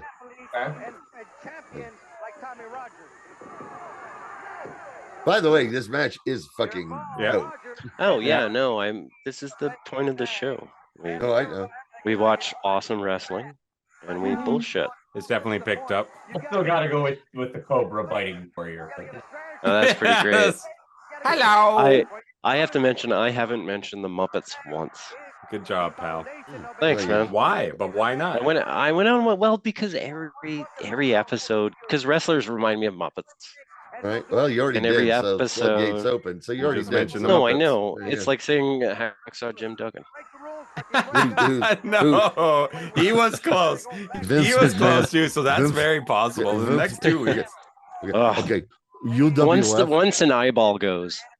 Yeah. Yo, hold on. Sorry. UWF Hacksaw Jim Duggan was a serious fucking ass-kicking wrestler, and he goes up to fucking Vince McMahon, and he turns him into a fucking Muppet. That was me typing on my Everybody's invisible, favorite Muppet. Well, that's what I'm hoping for in the new Saturday Night Live movie coming out. I'm hoping for Or the series. so many yeah. Muppet references. I like that Cooper Hoffman is in it, and Yeah. the actor that I worked with from Lamorne Morgan is in it as well as Garrett Morris. But it looks That's cool. I don't know, man. It looks. I think weak. it looks. I think it looks pretty weak. Oh yeah, I think it looks good. Really? Okay, you'll have to watch and tell me. I'll buy into it. Okay. Well, bringing it up, I'm sure you saw it. You guys see that Jim Henson doc on Disney? No, I haven't watched it yet. No. Is it? It's so good. Really? Ron Howard directed it. Is he an so asshole? Good. Was he an asshole?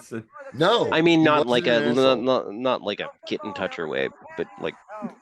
No. Like perfectionist, It's a bit of a perfectionist, bit of a Yeah. weird, but always generally a nice guy. So he's like a Conan. He's like a Conan psychopath. Everybody loves Conan though. Yeah, but he's insane.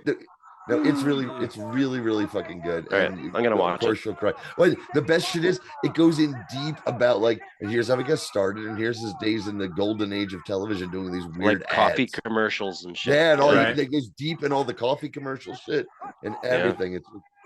It's fantastic. Oh, here we go. Oh, we've talked about the Muppets so much. You. All Muppets all the time. Look, there's a giant. Muppet Titans Theater. That's what MTT stands for. Well, MTT. The only place. I'm gonna type that into AI. Us as Muppets, you guys. All right, great. Do it. Okay, we have a beautiful woman at ringside with the most amazing heavy hangers, and we're talking terrible about Lou Press to win though. After all that got really messy at the end there, but it's fine. That was awesome. Again, that crowd's going nuts. Wow, I still see Muppets. I just see Muppets. This is for Jim Henson.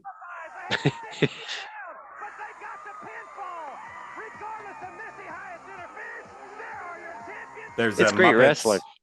There's a Muppets 4D ride in Walt Disney World that apparently could be at risk, and a lot of the Muppet fans, right in the kidneys. Yeah, this is why it was ugly. He got pushed a little too hard. There was supposed to be a double clothesline. That was rad. Ooh, great belly to belly. Who was that? Steiner. Wow. That's when he was still. I think he might have still been Rob Steiner. Boom. Terry Taylor with the 5-arm. Yeah, I really like that. This is some great stuff. Do you think what a knockout? Great stuff. Do you think Braun Breaker is going to change his name? No, because they've made it clear in WWE now. These are not their real names, and the guys use stage names. What? Because all they talk about is the fact that he's a Steiner and his stage name is Braun Breaker. They're not going to change it. So like porn stars. Yeah. Nice. Reed Rothschild. Chest Rockwell. Brock Landers. Angels live in my Braun Breaker. Angels live in my town. 50 million Americans. I am ready. Man, I was just watching I missed the Boogie Nights again for the first time in forever. It's interesting. Get your wife out of my. The acting style then is way more freewheeling, a little less believable in parts. I thought it's interesting going back to watch it. What is the line that William H. Macy says? There's a guy with a wife dick ass in my wife's dick or something. Yeah. What does he say? My wife's got an ass in her cock. Yeah, that's it. Yeah, what I love it. And he scooted up. Nina Hartley, baby. Boogie Nights. Yeah, the great Nina Hartley. Boogie Nights. Still alive. Oh my God, are we gonna kill Nina Hartley? Fuck you, James. Fuck you, James. What about Macy? What about Macy? I mean, it's not like Beetlejuice. Yeah, it's not like Candyman. I only said it twice. Nina Hartley. Hacksaw Jim Duggan. It's fucking JR's fault. Yeah, Jim Ross just killed Duggan. Not my fault. Jim Ross killed. JR did it. Grizzly Smith. Yep. All right, so this is something I wanted to share with all of y'all that I'm very proud of. All right. What is this? Following is a public service announcement. Oh, no way. British Columbia Athletics Commission. Hello, British Columbians. Todd Quality here, BC Athletic That is such Commission. a funny name. I can certainly assume that you're all enjoying your summer off. Very But you early. see, Todd Qualley doesn't get any Yeah. time off. In fact, I've been working harder than ever. And all Former that hard guest, work the and great Todd dedication Quality. has Yeah. gone towards So good. monitoring the rehabilitation of Boom Pro Wrestling's Wild Eyes Travis Woloshyn. Why do you owe so much, buddy? I've been. But I wanted to reach a out. deal has been struck where he can work off these fines in such a glorious organization.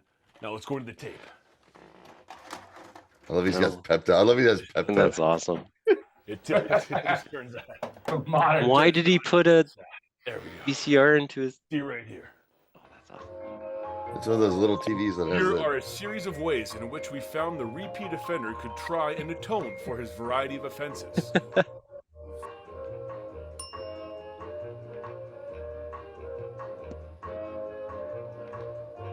We have a fine tradition here of maintaining Fucking institutions socialist and nightmare you got support that going must on not up there. be overlooked.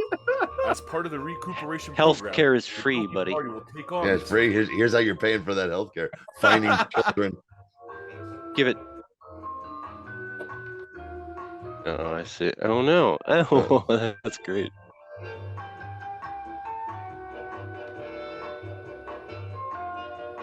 Also, former guest Adam Bateman, Johnny. Hey. Oh, that's on right. Gideon Guys. He's on Gideon Guys, right? and Mystery And Titans. early Theater. Mystery Our Titans, yeah. province was built on respectable guidelines and regulations. Sustaining these expectations within our athletes is truly its own reward. Why are they so mad at you? Oh, because you gave out tickets. Finding them. Oh, of course.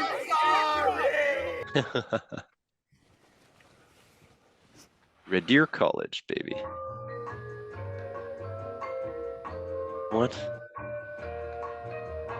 This is not an easy job and often requires awfully unpleasant duties.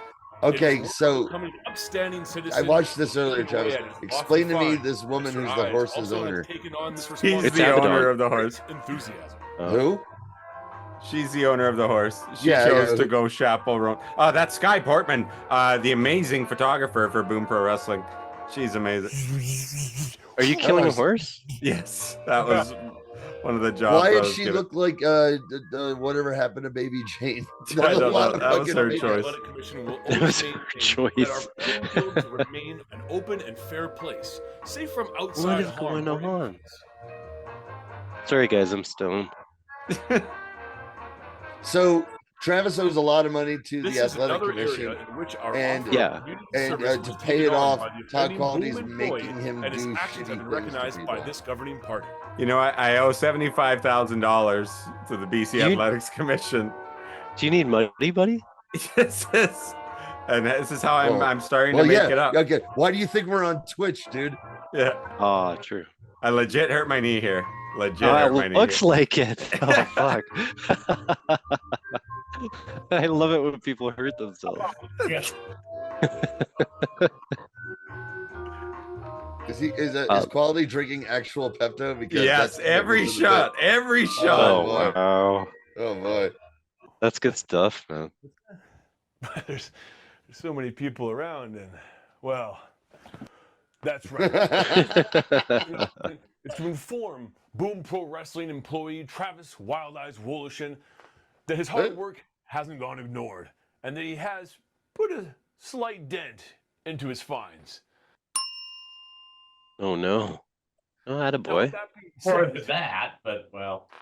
there's an athlete out there that hasn't paid their BCAC fines in. Uh-oh. Is this right?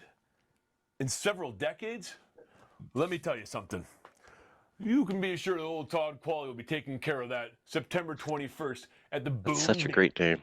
We'll see It's you my guys there. birthday.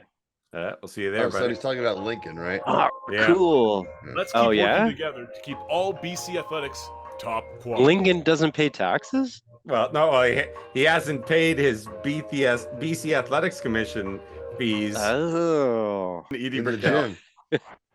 All right, and this is one of James's Yeah. pick. One of the we're kind of on our way out here today. This was very meant short. to be our kind of coda, but then Johnny reminded, or we figured out that we don't have a con on here, so we're gonna cut away from this in a the next slow little bit here. denouement.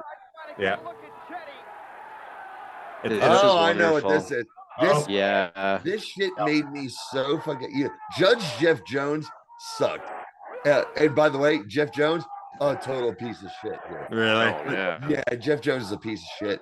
But this was at the time in the 90s where there was 18 different Judge TV shows on the Green television. Lantern does not approve. Oh, it's Green Lantern fan. Yeah, he's well known. Yes. Oh, yeah. Yeah. Smells bad. Green Lantern fan. Yes, or I can tell you about it another time. Most Green Lantern fans smell bad. Yeah, no, not unlike us Flash fans. Matt Helms included. Hey, I got a Flash tattoo. Okay, and it reeked. All right, so this was one of my favorite things ever because Sid showed up in ECW for a brief period of time. The promotion where they would the whole thing was like Jesus. ECW He got barely any of that apron, but enough to fuck him up. But the whole I wish we could watch this. I wish we could watch this in slow motion because he checks in every time. Every time he like chokeslam someone. Yeah. He doesn't do it nicely, but the whole idea was the ECW crowd would boo Sid out of the arena because he really sucks. Sid walked into that fucking arena and everyone fucking went, ah! Sid. Yeah. Such a monster. I'm a big fan of monsters. But he also has the most unique look. That giant jutting chin, the curly blonde hair. Flat face. Insane. Wrists for softball. Yeah. Hey, you ever heard of that band, Wrists for Softball? No. They're really good. Oh, cool. Yeah. Now, send me their Spotify. Ding, ding, ding, ding, ding, ding. There's that body glove. Armband. Sid's like gamma irradiated greatest American hero. Oh, there goes Nova. An IV on this guy's stat. I'm a doctor too. Oh, here we Can go. you imagine if Deftones sang the song for Greatest American Hero? That would be really good. Oh, that's rough. That was rough. Shit. Yeah. Nova just People took a talk bad about look. everybody. People talk about that spot a lot. I Thank saw you that very mentioned much. a lot in the last week or so. Oof. That's crazy. There's two, in my opinion, there's like two iconic Sid Vicious moments. That one and the broken leg. And this is a wonderful way to see the guy. Taz's cousin is about to get power bombed right into that lamp. And that lamp fan. My favorite Sid match against Shawn Michaels, where the Madison Square Garden crowd pretty much boo shot out of the building. Oh, dude, I was watching that live. It was hilarious. That was so much fun. Yeah, New York was not about the sexy boy and Jose Lothario. They wanted Sid. Awesome. And Sid wins the title. Yep. Where they steal the Rocky. Oh, rough. And that's Taz's cousin? No, the other one was Taz because that's Big Vito, who was later to be. Oh, of course. Yeah. Never Vince made him a cross-dresser for the FBI guy, and then he would wear a dress. Yeah. Believe it or not, Nova is walking on air. That's what Kevin said. Never thought a face could be so flat. And real quick and serious, Sid, the fact that Sid did not have to just die in a hotel room. All right. Just be around. Let's watch this. This is how I wanted to sign off tonight, but I guess nice. Because this is like the crossover. The one time there was an amalgam. I want to thank everybody for joining us. Some of these are amalgams. Some of these are not. Really? Yeah. Okay. Yeah, that guy's. All right. Yeah. All right. Well, thank you, anyways. All right, but don't go anywhere, anybody, because we are going to. We haven't forgotten about the long con. All right, here we go. All above the neck. The long con will never die. Will never go away, you guys. And here we are. This is our send off. I don't even know if this is. I found this last minute. We need something short, and it is Chris Adams versus Killer Khan, and is that Terry Gordy? And it's Chris Adams. Yeah. The Gentleman. Yeah, right. Yeah, I know. No, the Gentleman until he took one drink. And then They literally said he was a Jekyll and Hyde. Yeah, Terry Gordy had brought in Killer Khan. Killer Khan had, taught him the Asiatic spike and shit, and he was brought in as like a goon for the Freebirds, and quickly things went south.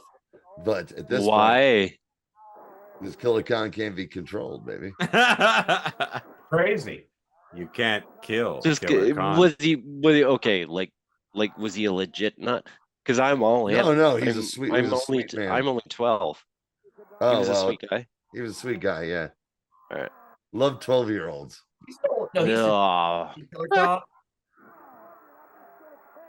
That's what get James in trouble, you guys. But this is some sort of like beat the clock champ challenge with Chris Adams and holding I can't remember what belt he was holding, or oof.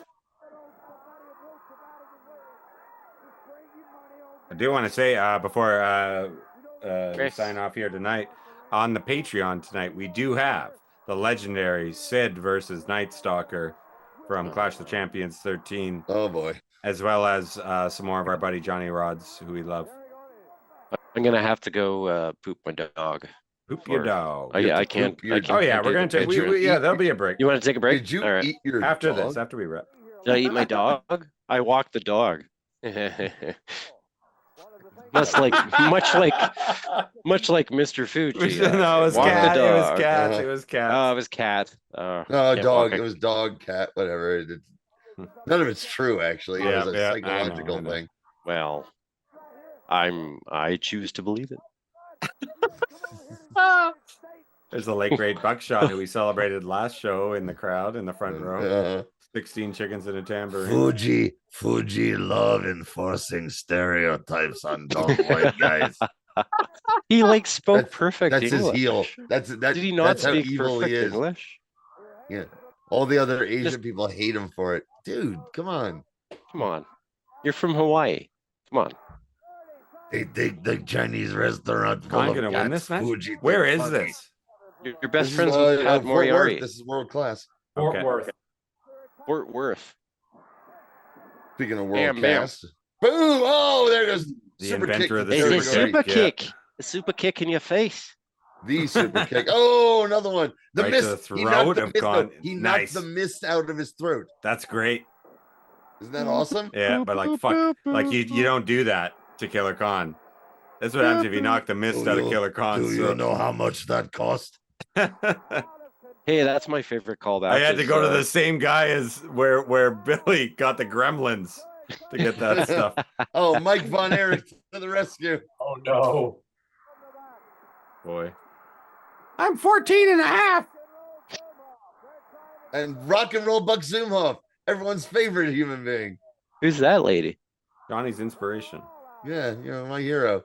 The reason why he gets up in the morning. He's the wind beneath my wings, Travis. Who's that little sweater lady? She's hot. Yes. Who is that? Nice midriff. I like it. Show it. Mod. You're pissing all over that place. And then there's Buck, and then there's Buck, and then there's Buck. Just got in there. And the long con will never die. Over the mat. Thank you, everybody, for joining us today. Well, how lucky was that, Travis, that I just picked something at random and we got rock and roll Buck Zoom off. Woo!